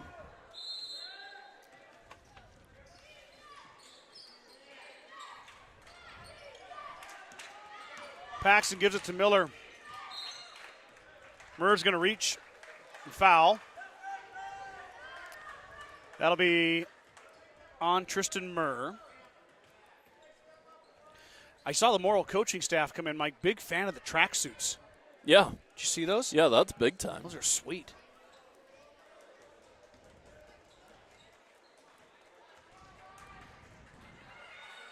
Miller's free throw's too strong. Bayard gets the rebound. Marquez now in the open floor. Kiefer waiting for him. Marquez thought about it and said he's trapped in the corner. Skip pass out to Flores. Back to Mancias. Mancias going to have to shoot the triple. Back iron, no good. Rebound down to Cords. Cords gets it out to Barron. Going to have to hurry. Up and good that time. Well, and that's going to about seal it for Kimball. Yep. Kimball is looking to hold on here. Flores through the lane. Nice shot, but it goes off the iron, no good. Miller up ahead, and that's going to do it right there. Paxton's going to shoot it. He's going to miss it. Fought for inside. Murr is going to foul. Out of frustration. Kiefer. Yeah. Did Murr foul out? Must not have, I guess. He just kind of got out of there. It's got 4, though. It's been an aggressive game.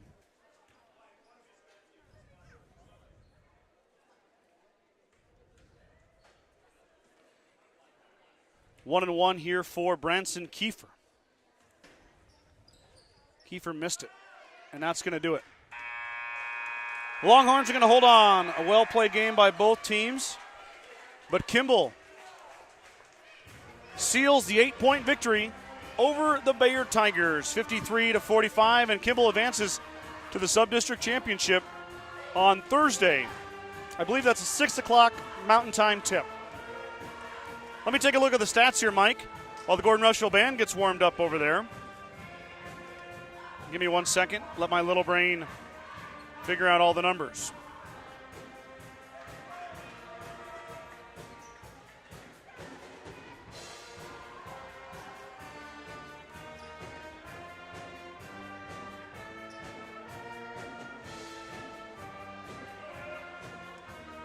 You got the floor crew out there, don't you?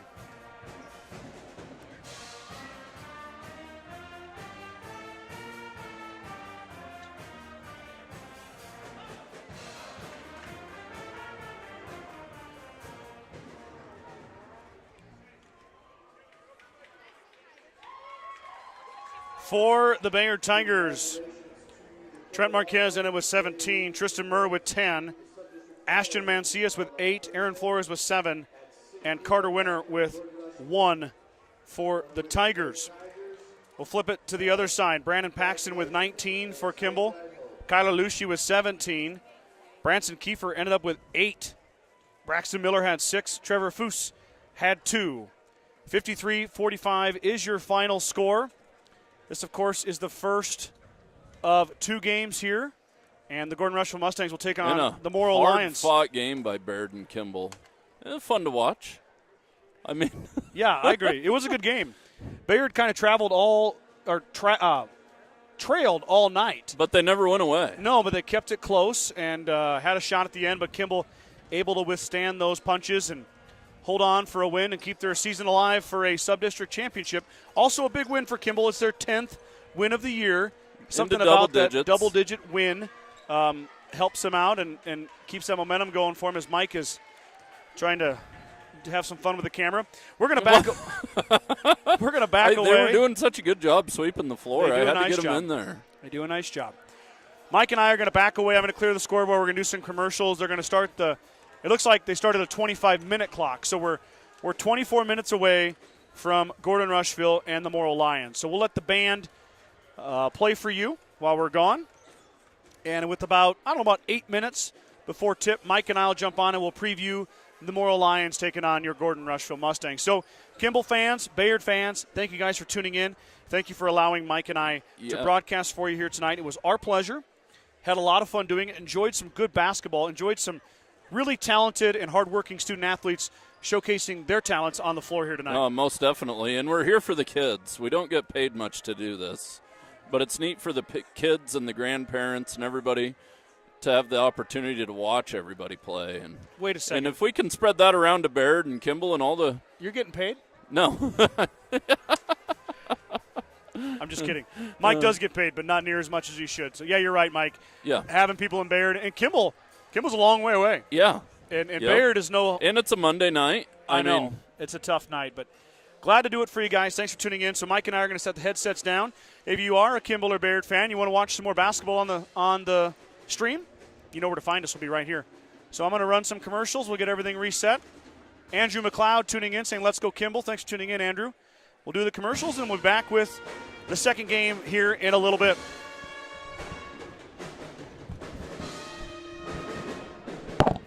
Meet the one for you, the John Deere 1 Series compact utility tractors. With 25 horsepower of muscle, superior traction, smooth steering, and quick implement changes. This compact tractor does just about any job that needs doing.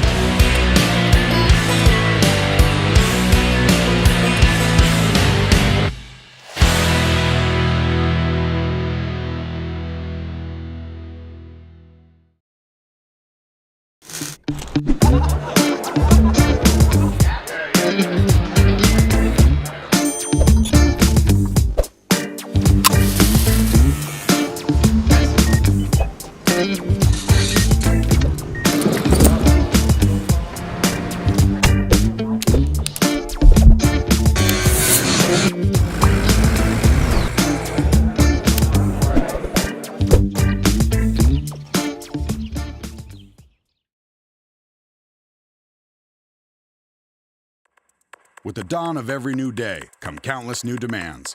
At New Holland, we know the value of reliable planting. That's why our P-Series air carts and drills give you precise control over your seeding, increasing accuracy and yield. When it comes time to harvest, the CR Series Combine offers superior quality, minimal grain loss, and increased visibility. Challenges will vary from day to day, but your answers to them won't. New Holland, equipped for a new world.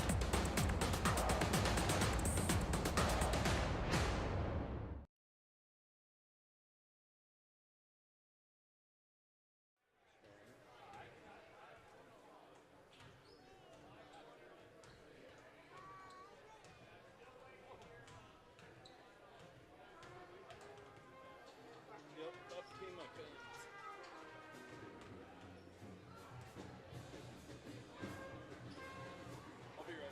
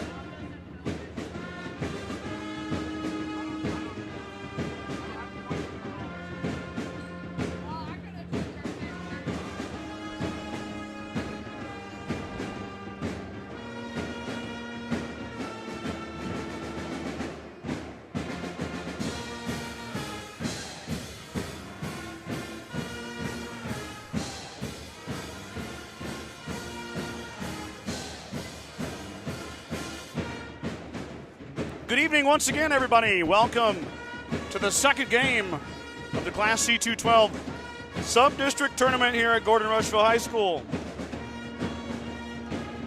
My name is Scott Bedrowski. I've got Mike Kreitman here with me. He's doing what Mike Kreitman does, out chatting with everybody. Probably doesn't realize that we're about 5 minutes away from tip between the Gordon-Rushville Mustangs and the Morrill Lions. This is the number 1 seeded Gordon-Rushville Mustangs in the sub-district playing the number 4 seeded Lions. Mustangs and Lions have not met this season. They had a game scheduled for the end of January that was snowed out, something that's been oh so common this year in the Panhandle. As the Mustangs emerge from their locker room, ready to finish up their warm-ups here before they tip off against the Lions. Mustangs come into the contest 14-4 on the season. They were 21-4 last season. Played a lot less games this year due to the winter weather. Morrill comes in at this 6-14. 11-11 last year were the Lions. Mustangs are coached by Joel Nelson, assisted by David Morris. Going down their roster and their leading scorers, you got to start with senior number 24, big man in the middle, Jace Nelson. Nelson, the Concordia University in Seward, that's Seward, Nebraska, their NAI commit. Nelson averaging 18.2 points per game, 172 rebounds for Nelson as he's tops in those categories for GR. He's backed up by another senior wearing number 10, Carter Anderson. Carter, 12.6 per game. Anderson, 46 assists, is second on the team, also 59 rebounds for Carter Anderson. Senior Ellis Livingston, another guard, 12.3 points per game for Livingston. Ellis has 42 assists, 19 steals, and 52 rebounds. Ellis also leads the team in three-point shooting. He is 32 for 85 at a 38% clip for GR. Also leader in free throw shooting is Livingston, 39 for 50, 78% for Ellis. Senior Logan Slama will be the third guard and the fourth starter. Slama, 5.3 points per game, wears number 3. The fifth starter will be senior Keenan Schwarting. Schwarting also patrols the middle with Nelson. Keenan, 104 rebounds, 2.7 points per game. Off the bench will be Michael Perez, Daniel Martins, Maddox Leeper, and Juan Montanez Rodriguez. Let's flip into the Morrill Lions. They're coached by John Boswell. Cody Johnson, the senior, wears number 23, averages 11 flat per game. Johnson, the leading scorer for the Morrill Lions. Weiler Fisher, 8.8 for the sophomore. Weiler wears the 0. Adric Ayala, 6.7 per game. The senior wears number 3. Sophomore number 11, Ashwin Pittman, 6.5 for Pittman. The junior, number 25, Tej Wetman. Wetman averaging 5.8 per game. Ryder Lind, he's a junior, wears number 15, 3.5. Ryder Green, Osiris Saucedo, Derek Garcia, Luke Ott round out the bench for the Morrill Lions. Like I said, my first look at the Lions. And last year, the Mustangs went down to Morrill and played them in Morrill. We did not travel to broadcast that game, but kind of a new roster to me. Not a lot of new faces over there. We'll get to know them as we go here tonight. The Mustangs currently are high enough in the wild card points. They may receive the at-large wild card bid to a district final, but they want to take care of business tonight on their home floor. This game was moved up from Tuesday to Monday due to the impending winter weather that's on its way here to the Panhandle and beyond. So we'll see what Mother Nature brings us Tuesday night into Thursday morning, and that will decide when the championship game will be played. Thursday does not look like a top 10 day. -6 for a high, and we'll see what kind of damage Mother Nature does with the snow and the wind. The fight song is played for Gordon-Rushville High School. The fans stand up as we are less than 2 minutes away from tip. Mike Kreitman is done chatting in the hallway. He now joins me on the headset. Mike, are we ready for the GR portion of this doubleheader? I am ready, Scott. Hold on, my wife needs me. All right, Mike's gone again. We'll get him back. We'll get him back, I promise. Nope, had to do a little politicking. Yeah. All right, well, we're getting ready to start, Mike. I previewed the two teams. Something of note, too, is Jace Nelson holds a career record for points, career record for rebounds. He owns the single-game rebound record, the single-season rebound record. His name is going to be all over the record board. It already is. He's just adding to it. He's been adding to that rebound record since he was a junior. And Carter Anderson at 900. Gosh darn it, I should have looked at that before I came here. I was meant to do that, and I was doing the paper today. Yeah. Paper gets printed in the morning. I'm going to go back to work after this and finish. And you might want to, because you might not get to town by Wednesday morning. Well, everything will be done tomorrow. Yeah. I will distribute the paper tomorrow afternoon to the post office and our retail locations. And then I will go home on Tuesday night, and who knows when I will return. Hope you're stocked up. We're working on that right now. But, oops, dropped my pen. Mr. Slama. Going to get on the microphone, the activities director here. Did you know he jumped on the broadcast before?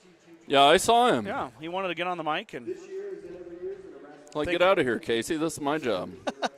He wanted to thank everybody for their support. It was Okay. nice. Yeah. He's well-spoken. Does a good job. No dimmed lights here, Mike. No. Yeah, that's no against the rules and spotlights, subs. no band right. playing. Boy, this place gets a rockin'. Also a Monday night, kind of a tough night for attendance. And Morrill's a long way down there. Yes. So not a lot of Morrill fans over there, but almost to Wyoming. darn near. And really only 6 sets of parents. Yeah. I mean, starting lineup for the Morrill Lions. Number 0, Weiler Fisher will be the first announced starter. We went through the leading scorers, but now we're learning who the starters are. Adric Ayala, a senior guard. Where's number 3?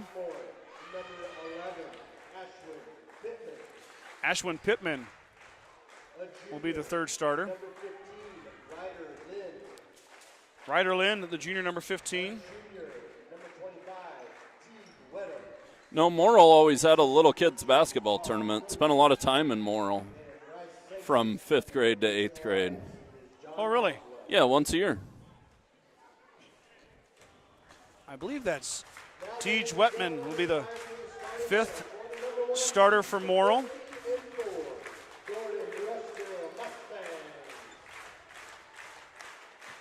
GR now rises. First guy up is Ellis Livingston. Number 2, senior Ellis Livingston.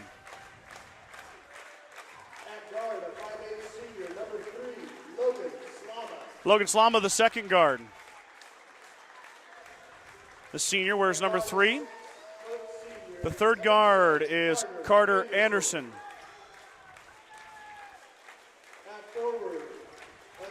Fourth starter, number 12, Keenan Schwarting. And then number 24, the big man in the middle, the silent assassin, Jace Nelson. Have you noticed the secret handshakes we got? I've been noticing it. We've got some. Yeah, good we ones. got a couple different ones there. And we got some. Before we start this one, if you are a Morrill fan, we're going to be fair to Morrill, but we are a Gordon-Rushville broadcast. So if you don't like, when you watch the Huskers, you hear the Husker Sports Network, we're the GR Network. We're going to get excited for the Mustangs. Be respectful of the Lions, as always, as we do with all opponents. But remember, there's always the mute button. If you don't want to listen to us, you can always watch the game as well. So it looks like Wetman and Nelson in the middle. Nelson kind of quick jumps and wins the tip over Wetman. Wetman is definitely taller than Jace. As they're going to run man to man. Well, not really. They've got the zone in the middle. Is it a box 2 and 3? Kind of a matchup zone. Nelson with a touch inside. Jace going to work early. Up and good with the left hand. Jace Nelson gets things going for the Mustangs here with his first bucket. And that's his game. Ellis had to fix the volleyball ring there. Heads up play by Ellis Livingston. I don't think I got it on camera, but it popped out of there. Mustangs go with their patented man-to-man zone here. They will use a 2-3 zone later in the game. Right now, I like the way they match up against the Lions one-on-one. That's Ayala. We're getting to know the Morrill Lions here, Mike. We haven't seen them play in a couple years.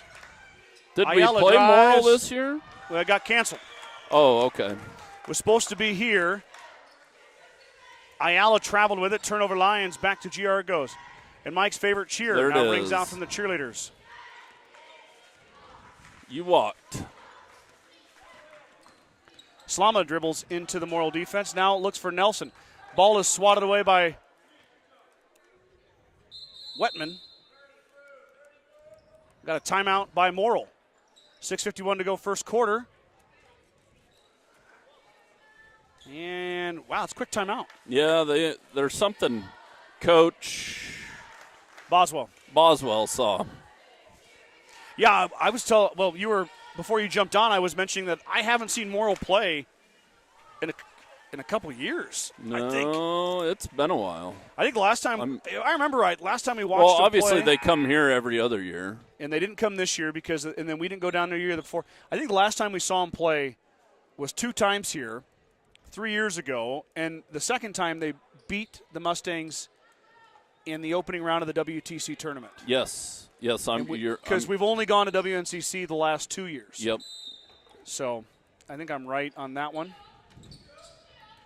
We'll see what adjustments made by the Lions in their 30-second timeout. Anderson thought about it. He's going to step through, working through contact, finds Nelson. Nelson back to Anderson.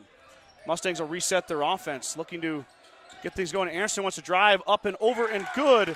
Carter Anderson with the floater and banks it in. And the senior playing in his 91st game as a Mustang. It's fun to watch Carter attack the basket. Good things happen when he does it. Well, you're going to double team Nelson. Something's going to be there. Carter's going to find it.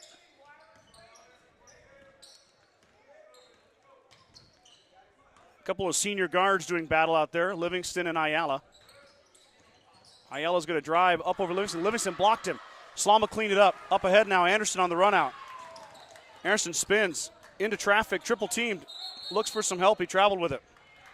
No, the pivot foot moved. Yep. Gives it back. Osiris Saucedo says, let's go Morrill, let's go Lions. And then I got Mom and Dad, of course, tuning in at home as always. I got a text about the cheerleaders. Yes. And they're performing at halftime, and I am planning on showing it. Slama stole it away, and then it's going to roll out of bounds. There's a $9.99 fee to watch it, and you can just send cash to Mike and I's home address. Oh, to watch the cheerleaders? I'm just kidding. No. We'll show it. Cash or check? Cash, preferably. Don't need the IRS coming after me for No. that. Ayala, pestered by Slama. These two are going to do battle all night. And then, pestered by Livingston. And then Slama stepped in and took it away. Finds Keenan Schwarting. 2 for Schwarting. Assist from Logan Slama. Mustang lead is 6-0. The defense has been aggressive so far. Foul on Livingston.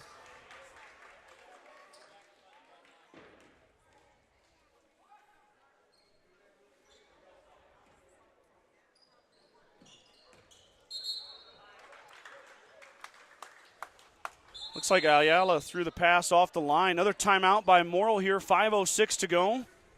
6-0 is your score. It'll be Mustang basketball following the Morrill timeout. Strong Insurance has been providing the Midwest with the best insurance solutions for over 90 years. As an independent agent, we work with many great carriers to offer our clients a policy tailored to their needs.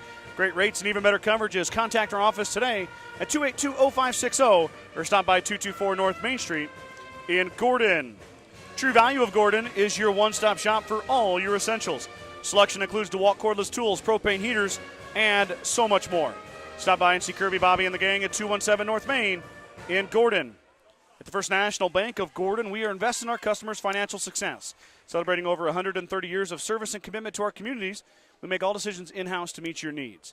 Stop in to visit one of our new account reps or lending officers today. Go Mustangs from FNB of Gordon. Got the full squad of cheerleaders tonight. Yeah, your state runner-up, Gordon-Rushville cheerleaders. How about that? Big time. Back-to-back runner-ups. Yeah, we got to win a title, though. I know it. Just a couple marks more. I feel just a couple tenths of points. I was a back-to-back state runner-up in Legion baseball. I feel their pain. You're going to crack the top eventually. Well, Mike with Mrs. Denning. The ball's going to come into your screen to left. I'm sorry. Mike's slacking. There he goes. He got ahead of himself. Mustang basketball following the second Morrill timeout.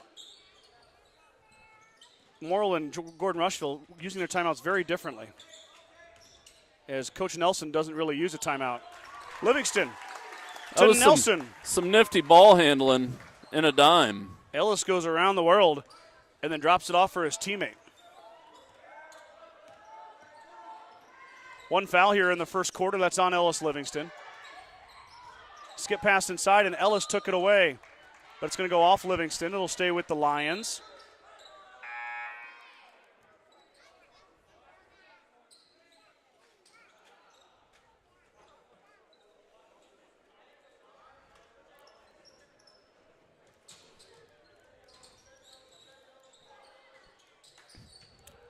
The 5-second was coming.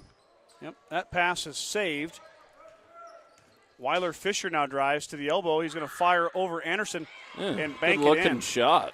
Weiler Fisher, his first bucket for the Lions.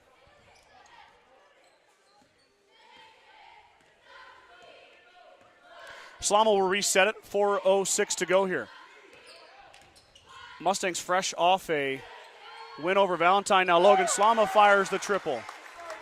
And the senior is going to get in on the scoring, this time from behind the arc. Wouldn't that be nice if Logan could get hot down the stretch here? Yep. 10 for 45 is Logan, just over 20% from downtown.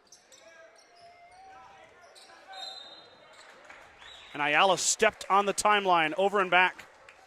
Livingston applying the pressure. The senior guard really can defend the ball. Yes. The lovely Karen Kreitman in your screen. Yep. Slama's going to try to go around Ayala. He cuts him off. Now drops it off for Swarting. Keenan wants a drive over to Carter Anderson. Carter looking for Jace. Jace is not there. Schwarting is open. Now Slama just hit one from the same spot. Can he make it 2 in a row? Back iron, no good. Nelson, offensive board. He's in great position. And good. Jace Nelson, offensive rebound and the putback. 2 more for the big man and a free throw attempt upcoming. He's got 6. The box out. Got him that bucket. I mean, just clinic tape. It is. Jace has been doing it for a long time. This is his 90th career game on the varsity floor. And how do you got all these stats? Dang. Spreadsheets are my friend, Mike. Boy, Jace has never had an injury either, has he? He was injured for 1 game against Cody Kilgore. Sprained an ankle. That's why Carter has 91 and Jace has 90. What good active hands there. Now Slama on the run out. Logan drops it off beautifully for Anderson, and Carter with the finish. What a pass from Logan Slama. Beautiful. Slama, 54 assists now. He's got 2 tonight. Came into the matchup with 52. This team, these guys don't care who scores. They just want to win. I know it. Good defense there by Schwarting. Mustangs staying in their man-to-man. It's been working so far here tonight. 3 ball on the way, off the iron, no good. Slama skies for the board. Up ahead to Jace Nelson, the big man running the floor. Jace, and 1. Almost a dunk. Nelson goes up and over the top. Puts it in on another assist from Logan Slama. Man, just poetry in motion, Michael. Almost a dunk. It was so close. I know it. That's as close as if we've he seen. wouldn't have got grabbed from behind, he would have dunked that. Usually we don't see Jace go for a dunk. No. Very rarely. That time the big man about got there. Left it short, though. I'm assuming he can dunk. Wetman pulls it down. So Jace unable to complete the 3-point play, but Mustang lead swells to 16. Mustangs now go to their 2-3 zone with the introduction of the first subs. That's Maddox Leaper and Michael Perez. Leaper underneath wearing 21. Perez up top the guard wearing number 40. There's a 3 ball on the way. High arcing shot off the iron. No good. Wetman pulls it down over Leaper. Now another 3 ball coming. Fisher missed it. Fight inside, and the loose ball is going to be corralled by Livingston. Ellis wants to push. He's going to drive right through the middle, out to Leaper. Leaper back to Perez. Perez, the 3-point specialist. Ooh, in and out, no good. Perez just about had that down. That was the shot he wanted. Michael, 7 for 17 on the year. He doesn't shoot a bunch of them, but he's shooting 41%. Probably now 40% after that one. That was pretty good from beyond the arc. Yeah, for abbreviated action. Yes. Michael is the 6th man. Leaper and Martins also have seen some action, a little bit of Johnny Ziller. But the Mustangs are going to run primarily with the 5 you saw start. That one is going to miss everything. Anderson now sprinting up ahead. Carter into contact in the finish. Basically, just let Carter take it to the rack. He's got 6. Mustang lead now 18, under a minute to go. Perez fighting for it. Nelson ends up with the ball now. Back the other way. Livingston up and good. Ellis did a nice job of dodging that block attempt by the Lions and still got it to go.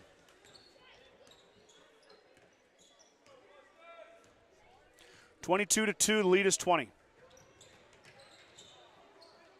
Shot no good. Nelson skies and grabs the rebound. Now Jace, the big man, going to bring it up. Nelson steps through, had it go off of the Lions. Nelson had scoring on his mind there. Yeah, he did. The big man going coast to coast. Yep. And now Livingston and Nelson are going to have a seat for the last 24.5 seconds of the first quarter. Mustangs clicking on all cylinders here tonight.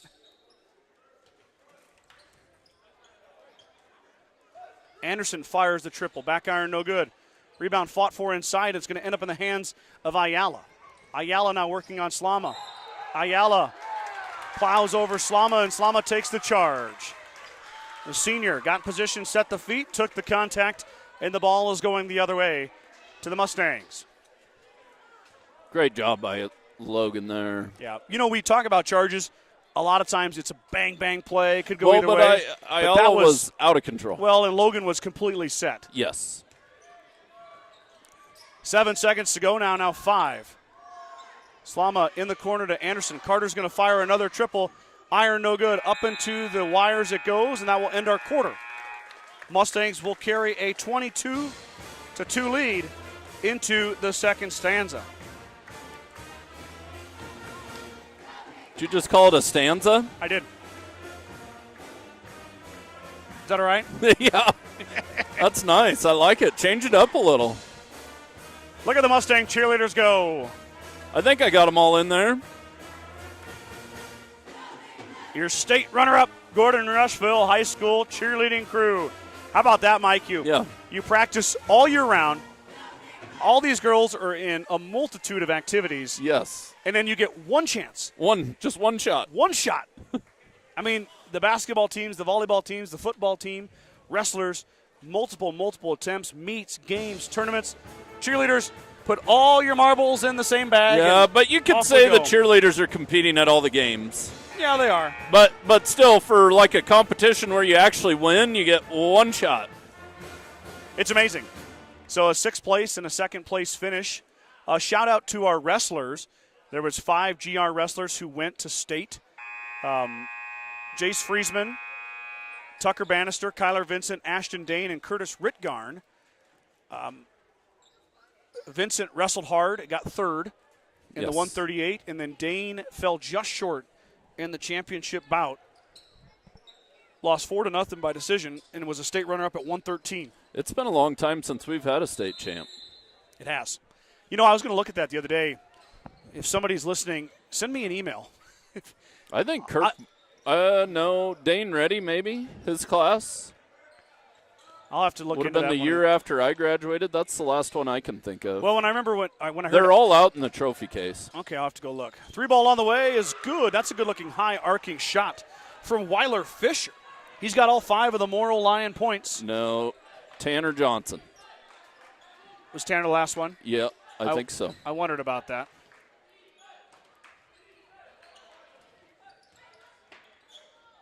Perez is going to back it back out. I thought maybe he was going to shoot it.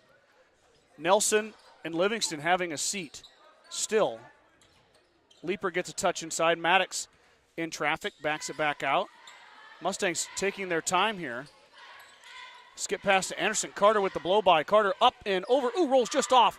Fought for inside. Is it off GR? It is. I thought it was off a blue there. Morrill basketball. Mustangs showing good patience there. Got a good look. Anderson floated on the baseline, but it just rolled off the rim. Morrill gets it back.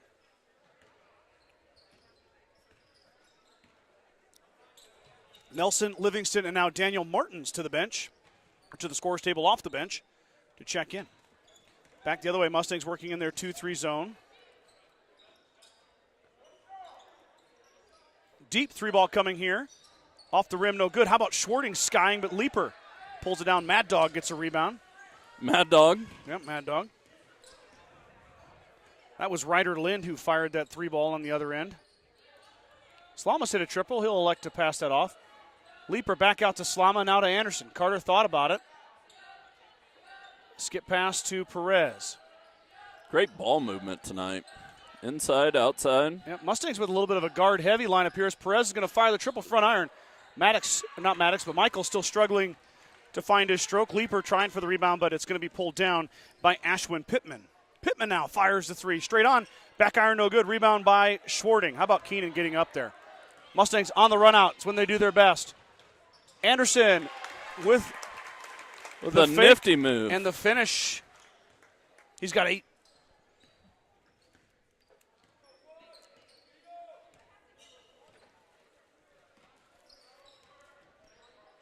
Morrill looking. They just scored 2 points in the first quarter.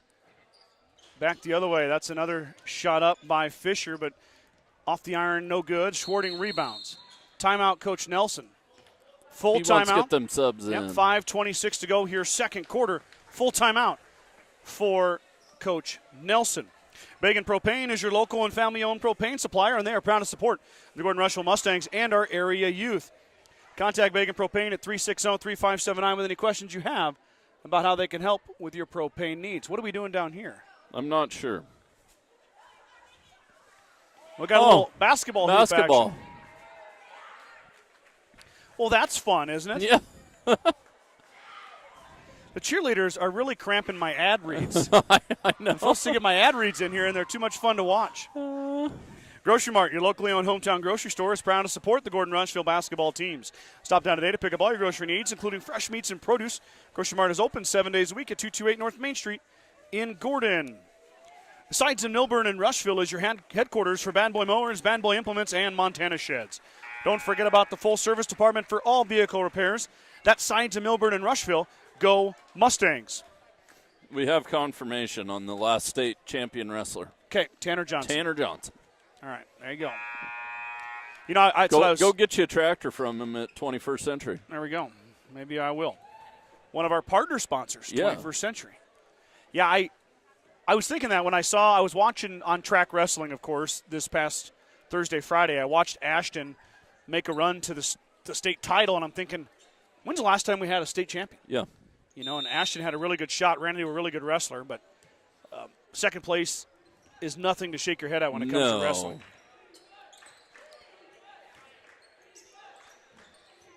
Livingston, the leading three-point shooter for the Mustangs, tries a triple. No good. Nelson pulls down the offensive rebound, back up, and no good. Pretty good defense there from the Lions on Jace. That was Wetman and Pittman underneath. Mustangs will stay in their zone here with Martins on the floor. They really only run man with their starting 5.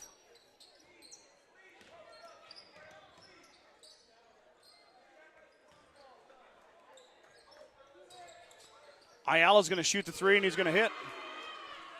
Well, that's a good-looking shot from Adric Ayala. Averages 6.7. He just cut that in half, just about.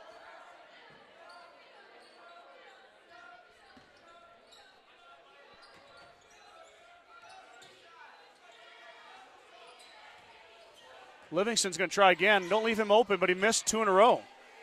Wetman clears it out. Back the other way for the Lions is Pittman. Pittman about had it stolen away, but Ayala ends up with it. Ayala, another triple, in and out, no good. Rebound down to Nelson. That thing was halfway down. Slama through traffic.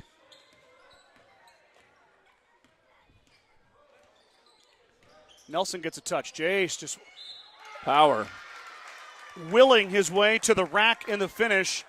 Nelson has got 11, a chance for number 12 right here, the big man. Somebody's got to get in his way, but would you? This is not the same, but we've played some pickup with Jason. Yeah. I just get out of the way. I'm also an old man. Yes. 2 for 3 at the line for Nelson. He's got 12. The lead swells to 19 for the Mustangs.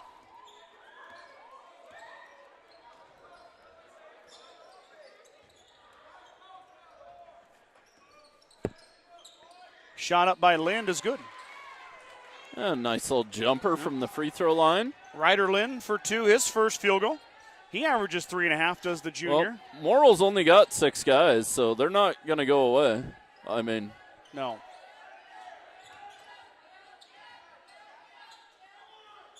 Nelson, 2 more. On the assist from Keenan Schwarting. Jace just controlling the paint right now. Big man showing why he is the leading scorer in Gordon-Rushville history. I got a little busy. Usually I write down the points. He's approaching 3,000. That's a deep one. He's Deep approaching 2,000? I'm sorry, 1,300. Oh. Gosh. I was going to say, whoa. Sorry, I got a little ahead of myself. Approaching 1,300 points. Martins fires a triple back iron, no good. Up into the rafters it goes. Ooh, off the rim. Been kind of fun if it would have went in.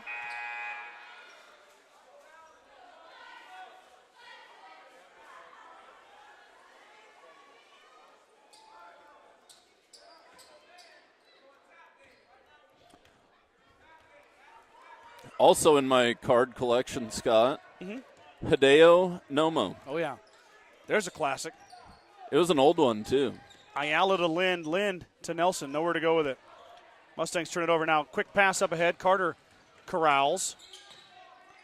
Schwarting thought about it. Now he'll shoot it. Keenan off the iron, no good. Slama tried to tip back. Should have came down with it.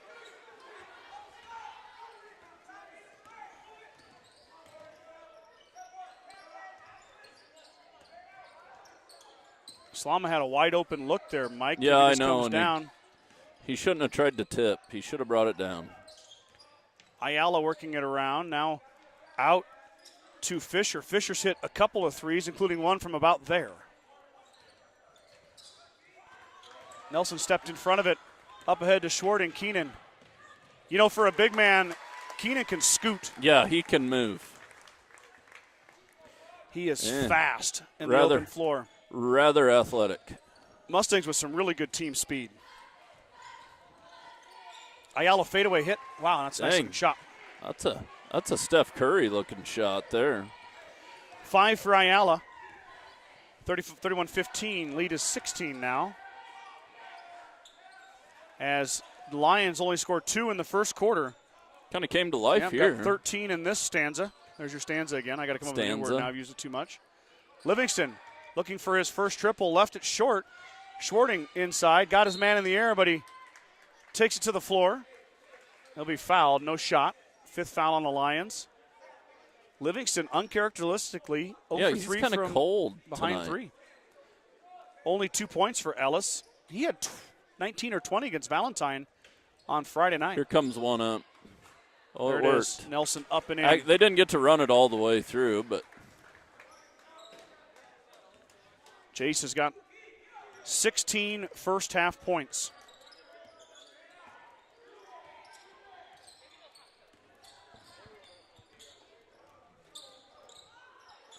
Ayala lost it. Nelson Jace tried to has steal got it. Quite a few steals tonight, too. Ayala in the corner picked up by Anderson. Yeah, Jace has been very active on defense.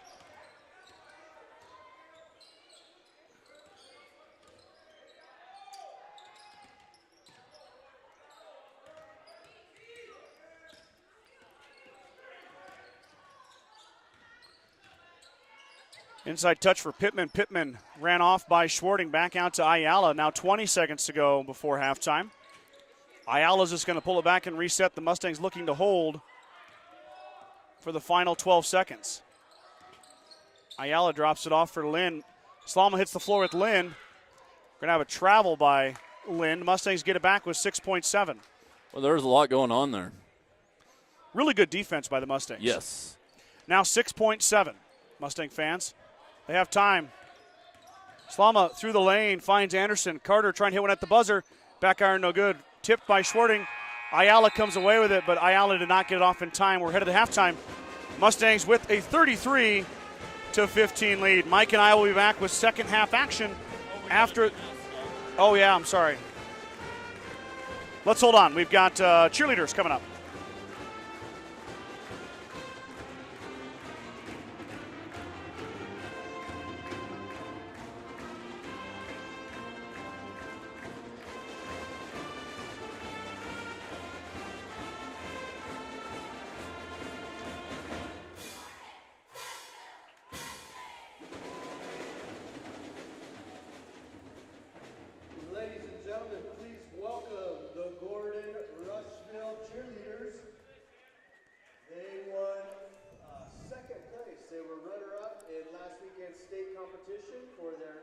traditional performance routine, and they are here to perform their game day routine for you tonight. So, fans, raise a round of applause for your runner-up, Gordon-Rushville Lady Cheerleader.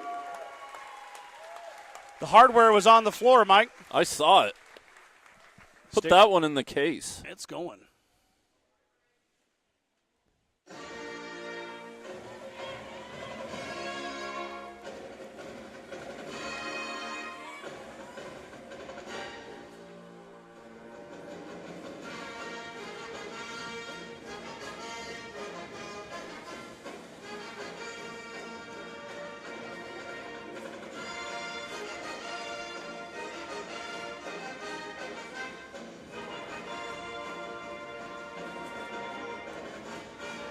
Gonna get a little wide here. You're good. You're good there, Michael.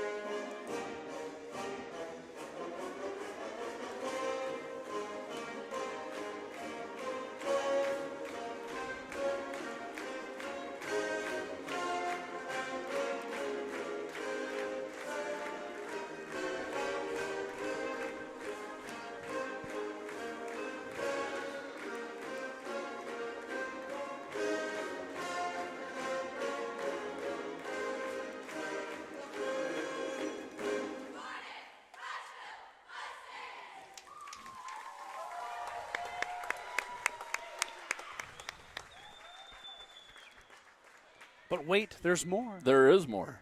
Good faces out there. No deductions for the faces. Mike's score. Mike out of 10. What do we give the cheerleaders? Yeah, we got a 9.8. Wow. You saw 0.2 deductions out there, huh? 0.2 was all. Listen, I'm a homer and a half.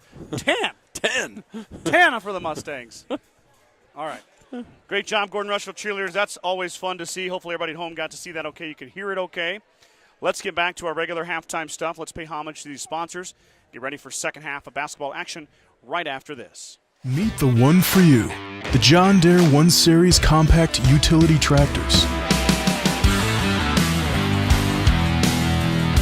With 25 horsepower of muscle, superior traction, smooth steering, and quick implement changes. This compact tractor does just about any job that needs doing.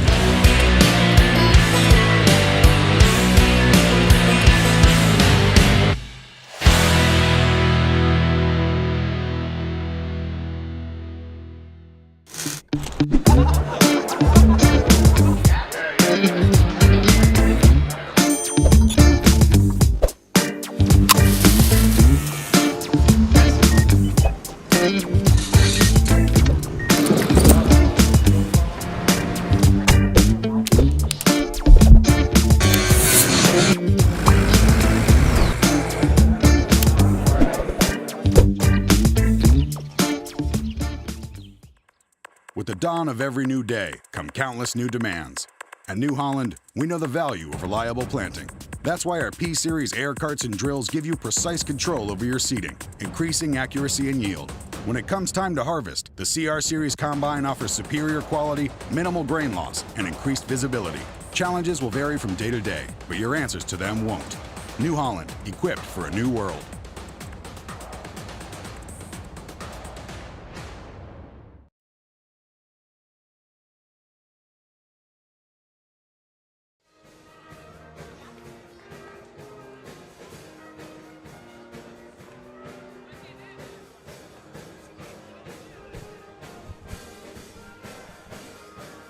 Mike.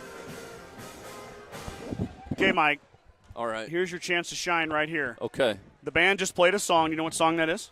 Oh, gosh, you got me. I don't. It's Stacy's Mom. Oh, gosh, I heard I wasn't listening good enough. I know. I've heard that before, but give me the Stacy's Mom. I know. Give me the artist. Got it going on. Give me the artist. Oh. Come on, Mike. Don't disappoint me. Oh, gosh. I jammed it a lot. Give it to me. What college did I go to? Wayne. Fountains of Wayne. Fountains of Wayne. There you go. Stacy's Mom. Oh, they need to play some Nickelback. Tell Mr. Lovell that. Get him on some Nickelback. BCC Pro Foam is proud to support Gordon-Rushville student athletes in all their endeavors. Are you cold in the winter or hot in the summer? BCC Pro Foam is here to help. Spray foam insulation can help you reduce energy bills, eliminate drafts, and live in a more energy efficient, comfortable, and healthier home. Call Colton or Kenna today to get started at 360-1343. Gordon Memorial Health Services is a proud supporter of Gordon-Rushville High School and Mustang Athletics. From sports physicals and wellness exams to injury, rehab, and recovery, we offer a wide range of services to help you perform your best. Go Mustangs from Gordon Memorial.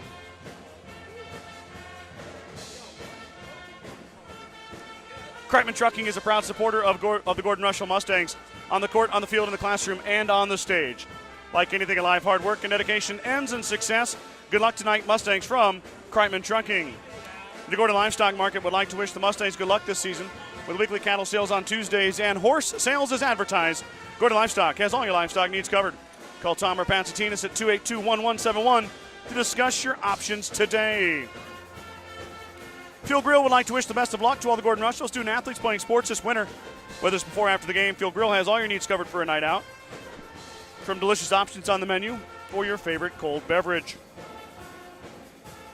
The certified public accounting firm Casey Peterson LTD, formerly Gardner, Lautzenheiser, and Ryan PC, wishes good luck to the Mustangs. Visit with CPAs Sarah Rickgarn or Mike Coombs or any of the professional staff at 216 South Main in Gordon, or call 282-0842 for all your tax, payroll, and accounting needs. Go Mustangs from Casey Peterson. Larry and Danita Turnbull, Vern and Sharon Johnson, Dale and Shirley Atkinson, Steve and Brenda Belisle, Jim and Karen Dellinger, Mike and Marlene Slama, Maurice and Sandy Hathorn, Marty and Connie Schwarting. Mike, who are those people? Marty and Connie Schwarting? All of those people. Oh, I know them all. I know you know them all. The Star Club Those members. are everybody who knows Mike Kreitman. Star Club members. They're Star Club members. Good job, Mike. Big thanks. I really make it a point to recognize these sponsors. The sponsors on your screen, you just saw their commercials. The Star Club members, the Read sponsors, that's what we call them, are the ones I'm reading their advertisements for. Without or because of them, this broadcast remains free. Yes. A lot of places require you to pay that $8.99 or whatever it costs to watch a game or sign up for a month for $30 or whatever it is.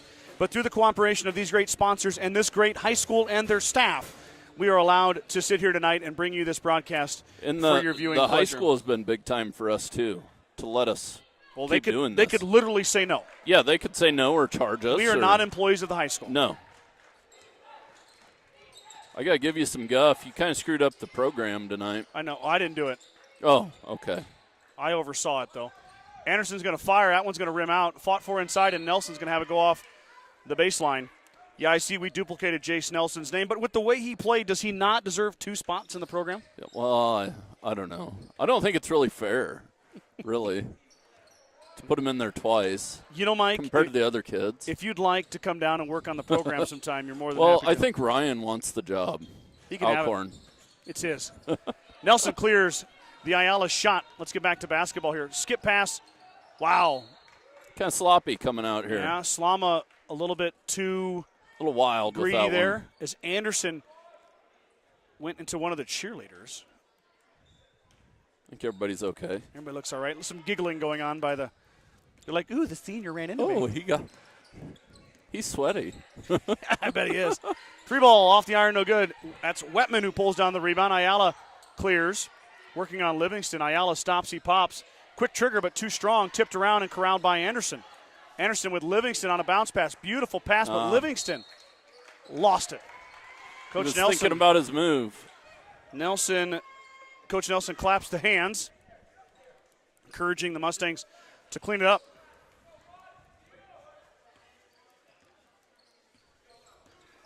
It has been a sloppy start to the third quarter. Mustangs have had some opportunities, but unable to hold on to the basketball. 3 ball on the way. It's going to go out of bounds.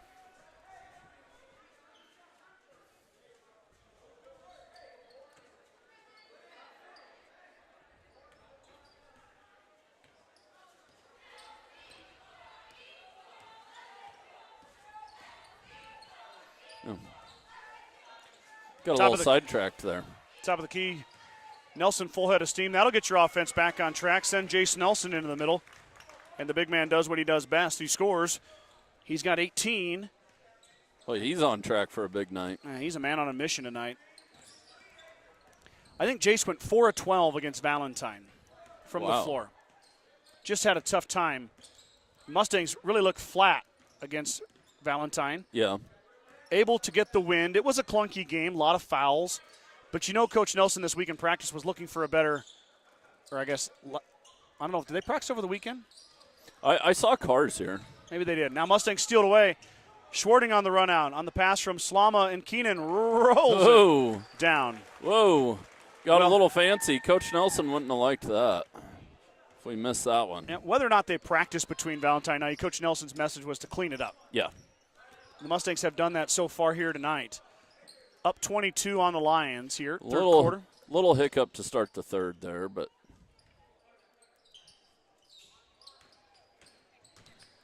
There's a drive by Pittman. Cut off. Ayala now drives the baseline. Ayala is shifty, Mike. You know that? Yeah, he is a quick little guard for them. Hit a 3 earlier. Not afraid to pull the trigger either from downtown. I didn't want to call him little.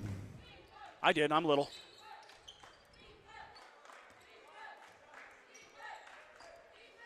He's Slama and Livingston size. Yeah.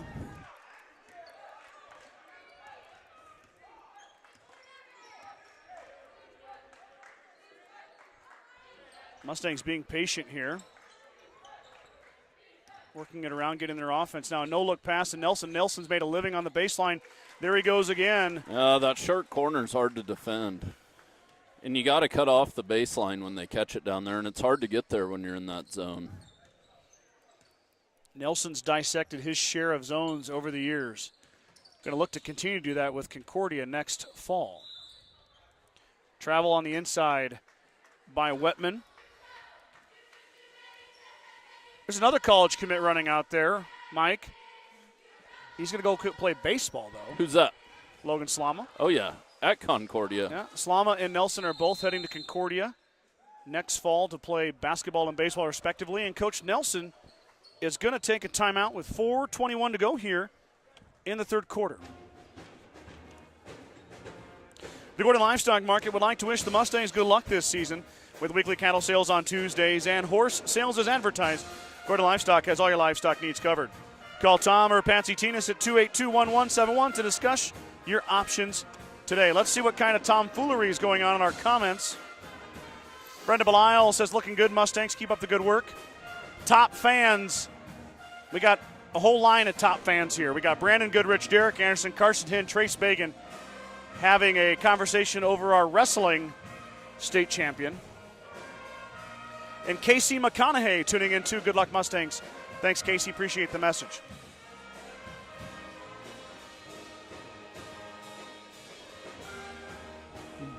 Brandon was on top of it. I know it. He's an old grappler himself. I'm going to make a push here. If you are in Gordon or Rushville or Hay Springs, I know the weather's not going to be nice this week, but if these boys play here Thursday night, get down here. Yes.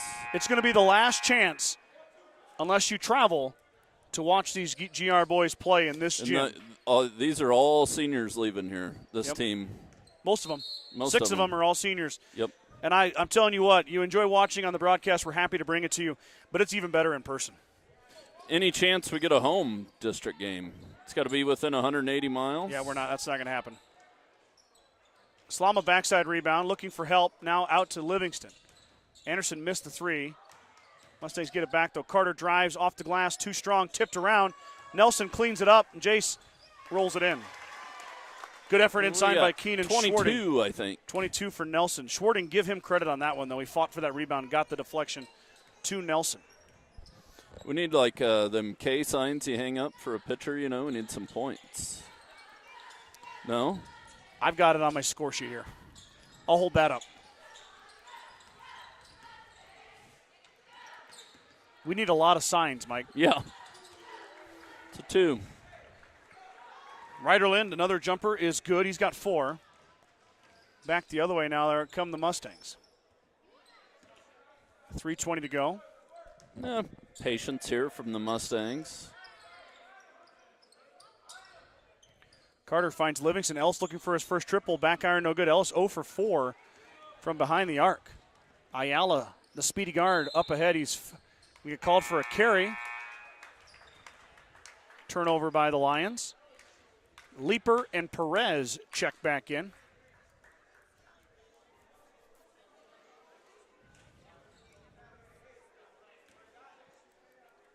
I see some junior high basketball players here. I do too. Good for those boys coming out. Nelson to Anderson. Anderson backside cut to Perez. Perez up over the block. Can't get it to go. Rims it out. Rebound comes down to Pittman. Pittman back the other way now. Pittman dribbling. Stops. Pops. Back iron no good. Rebound pulled down by Nelson. The big man threw a whole bunch of bodies. Jace on the run out. Ooh, too strong. Slama rebound. Slama fires it up as he fell down. Had no other choice. Oh, Anderson that was a close one. About ran into Fisher. Them usually don't end well either. Timeout, Coach Boswell and the Morrill Lions. Here come the Mustang cheerleaders again. Getting there. Hold on. Mike's got him.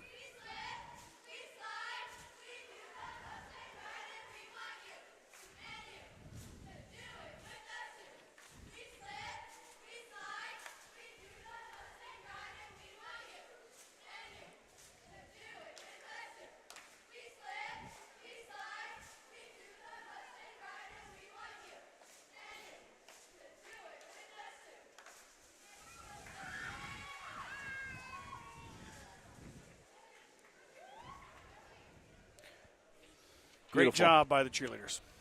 10. 10 out of 10. I will tell you this, Mike. I had some stuff ready to go for the cheerleaders state runner-up for the paper this week. Yes. But I've got a GRHS journalism student working on a story about it, and she wasn't quite ready. So I want to make sure we get that. So look for next week for a I'm always excited when the students want to write. Yes. And Yeah, let them write. I love it. I couldn't be a bigger fan of it. So we'll let that student finish that up, and then we'll have full coverage of the cheerleaders' soiree in Grand Island. Yeah. There's some more of them words you got. I got a lot of words. Staza? Stanza. Mike. Stanza. John Stamos. John. Deep ball from Fisher is no good. He's hit a couple out there, but that one is not going to find a home. Well, it did find a home, but in Anderson's hands. Carter backs it back out. Now Slama. Didn't even really think about it that time. No, Logan will shoot it, but it's usually later in the possession. That pass stolen away by Fisher. Here come the Morrill Lions.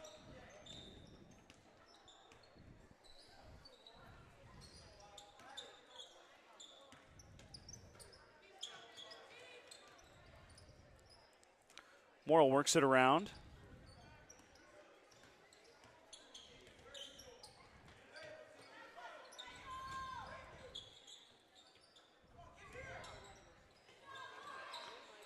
Deep ball from Lynn, no good.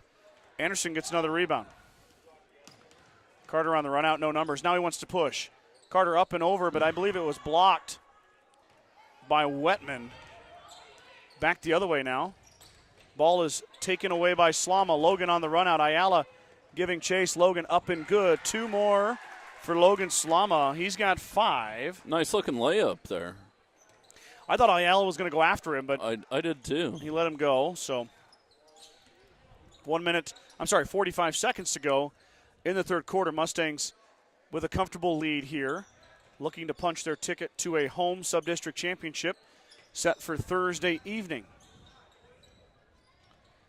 We really had a big crowd for the girls, Mike. Yeah, huge one. And let's see the same again for the boys.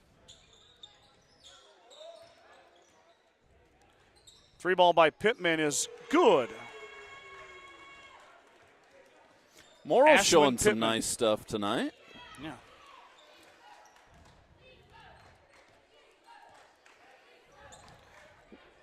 One senior out there tonight, Mike, we've seen. 4 seconds to go. Slama's going to let it go at the buzzer, and he hits. Wow, how about that? Logan Slama with about 2 seconds to go. Down it goes. Lead grows to 26. 46-20 is the band. We'll play the fight song for their last song of the night. They'll pack it up and head out. Great job, as always, by the band, directed by Ryan Lovell.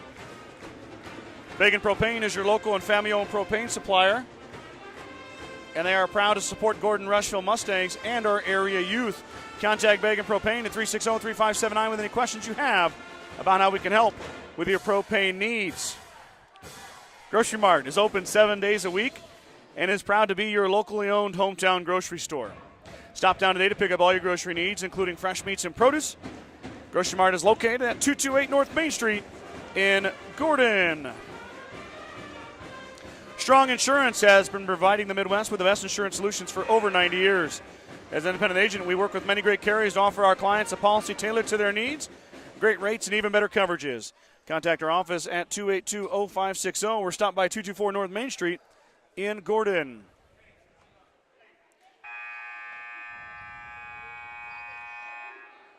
Mike, you just sit back and you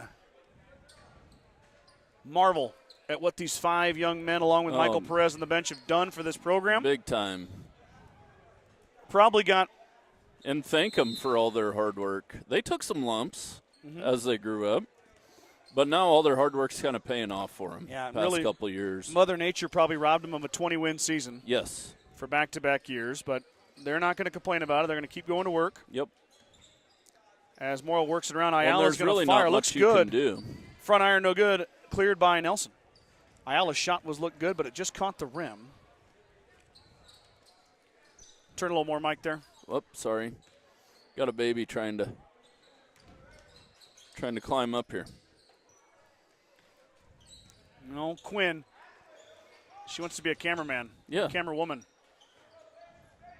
Schwarting back out. Livingston looking for his first triple. He left that one short. Cleared by Nelson, but then he dribbled it off his shoe. Ayala might have got away with the travel, but they're not going to call it. Schwarting stole it away. Mustangs on the run out. Keenan drops it off for Slama. Slama brings it back out. Nelson going to work. Up and good. Jace Nelson, the first bucket of the fourth quarter, belongs to the senior. Boy, you're really having to daddy task over there. Yeah. You got to help her. You get pretty good at using one arm for things when you got a little one. Uh-oh. Mom says come back. Uh-oh. She's trying to grab the camera. Pittman drops it off for Fisher over to Lind. Can't say enough about Quinn's mother either. She's got a great one. Yeah. Jeez, Pete. It's getting deep now. Mike, basketball game. Basketball game, Mike. Fisher drives, and he's going to send it out to Lind. Lind absorbed the contact. Got Livingston to jump and hits.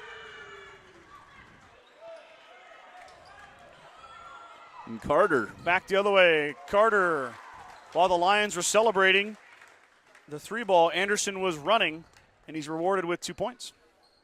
Carter's got 10. Ayala skies over Nelson, left it short. Nelson cleans it up.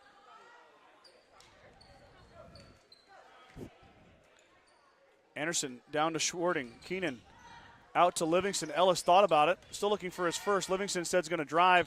Left it short. Rebound grabbed by Wetman. Off to Pittman it goes. Pittman will bring it across the timeline. Ashwin Pittman, just a sophomore, Mike.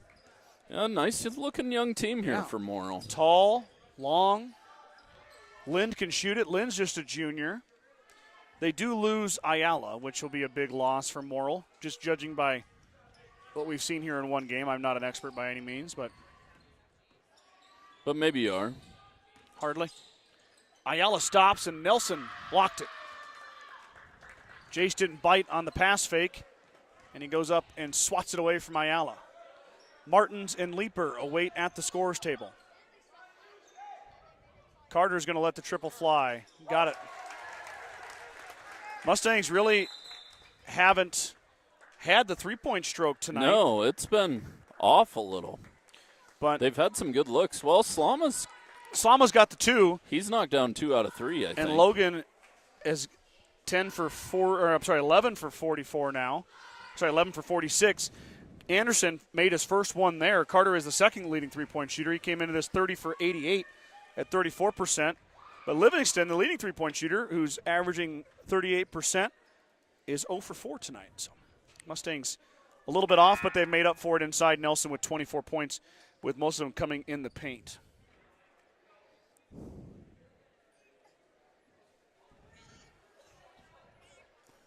No, Mustangs are kind of looking to just get out of the sub-district and hopefully get a good draw in the district championship. One game at a time, but I'm just looking down the road. They've beat Kimball, twice now? Yes.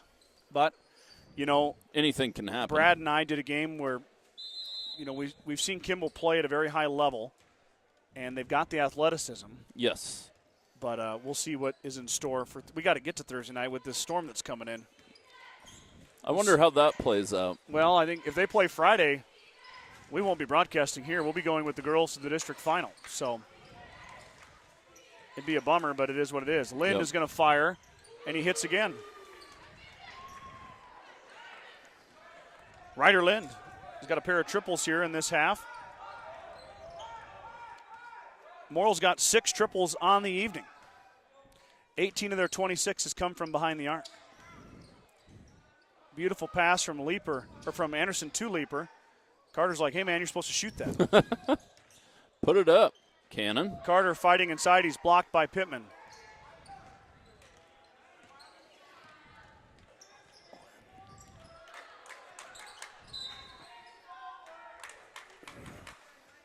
Pass was knocked out of bounds by the Mustangs. I think Schwarting got a block down there, too.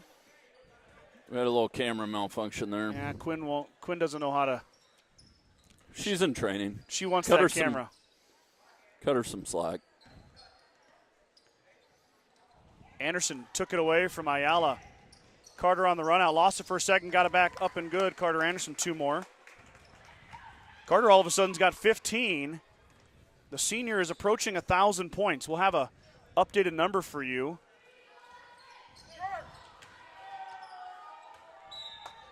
Carter's not going to get there tonight, but he's getting close, isn't he? After 15 here, he only had 4 or 6 against Valentine on Friday night. I see.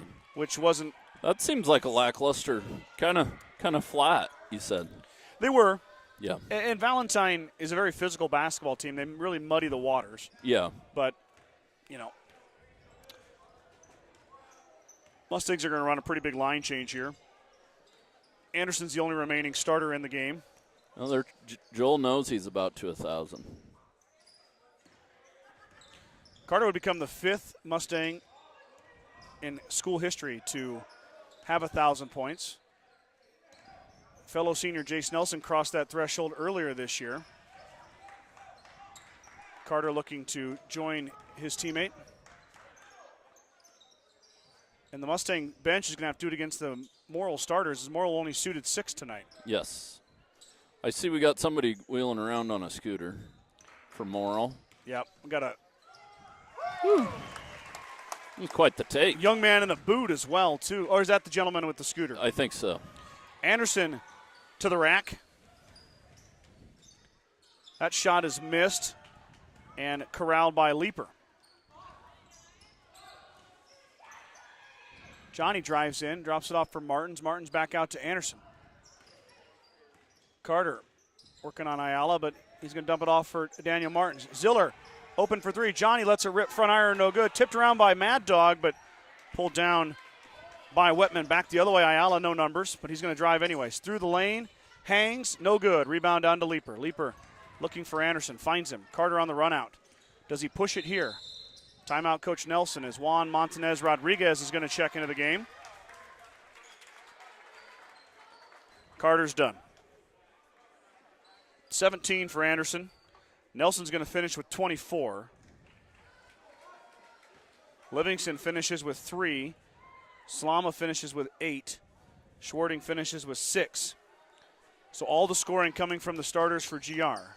See if some of these bench guys can leave their mark on the last 143 of this one. Yeah, chance to get in here in a sub-district game. These JV boys have really improved this year. Yeah, they have. From the start to the finish. You know, since they're needed in varsity, they can only play 2 quarters a game. Perez with the triple. Michael from downtown, he gets it to go, nothing but nylon. But the JV's only been playing 2 quarters because they need him for the varsity game, yes. But they've really been working hard in those 2 quarters they get. You've seen good growth from Leeper, from Martins, and from Ziller. Montanez Rodriguez has come a long way, too. 3 ball is good again. That was Ryder Lind. He's got 3 triples in the second half.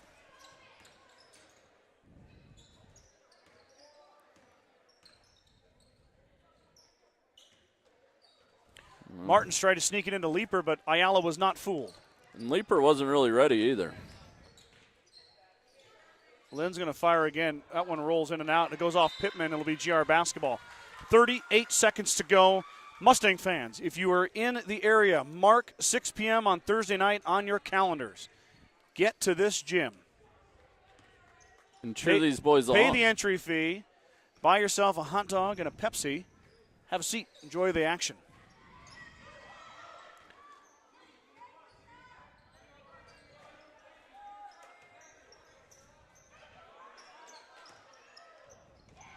Inside pass was tipped away by Morrill. It was a good look there by Ziller as he's trying to find a cutting Martins, but it'll stay with the Mustangs. 15.5 seconds to go.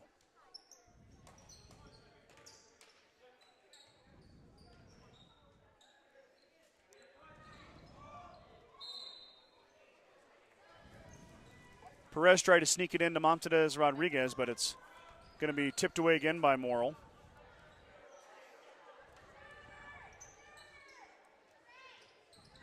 Martin's quick trigger, missed it. Up ahead is Lind. Lind's going to stop and pop. That looks good, Mike. He got it. Ryder Lind with a flurry of triples. Couple of buzzer-beating three-point shots in the second half. One for Slama and one for Lind, and that's going to do it here. Let me get a quick total on Morrill, and we'll give you their stats real fast before you go if you want to hear them. But the Mustangs are going to be in the sub-district final Thursday at 6 o'clock here at the gym. Let's make sure we get out here and pack it and cheer these boys on. Final stats for the Mustangs. Nelson had 24. Carter Anderson had 17. Logan Slama had 8. Keenan Schwarting had 6. Ellis Livingston had 2. I thought he had 3. And Michael Perez had 3. For the Morrill Lions, Ryder Lind had 12 in the second half for his 16. Weiler Fisher had 8. Adric Ayala had 5. And Ashwin Pittman had 3. 32-60. 60-32 Mustangs get their 15 win of the year. They improved to 15-4. Morrill ends their season at 6-15. Any final thoughts, Kreitman? Get here Thursday. Got to come to play. It's postseason basketball time. It'll be Kimball and Gordon-Rushville Thursday night, of course, pending the weather. Mr. Slama is really good about updating the socials for Gordon-Rushville High School, Twitter and Facebook. So if you have any questions about it, you can always look on there. But if it's Thursday night, we'll be here. If they move it to Friday, I'm going to be going to Ainsworth to do district final girls basketball. Yes. So you could always come here and have your phone and watch the girls and be here in the gym, watch the boys. So we'll see what happens with the weather, but we'll keep you guys up to date. Thank you so much for tuning in tonight. For Mike Kreitman, I am Scott Podrowski. We'll talk to you guys next time.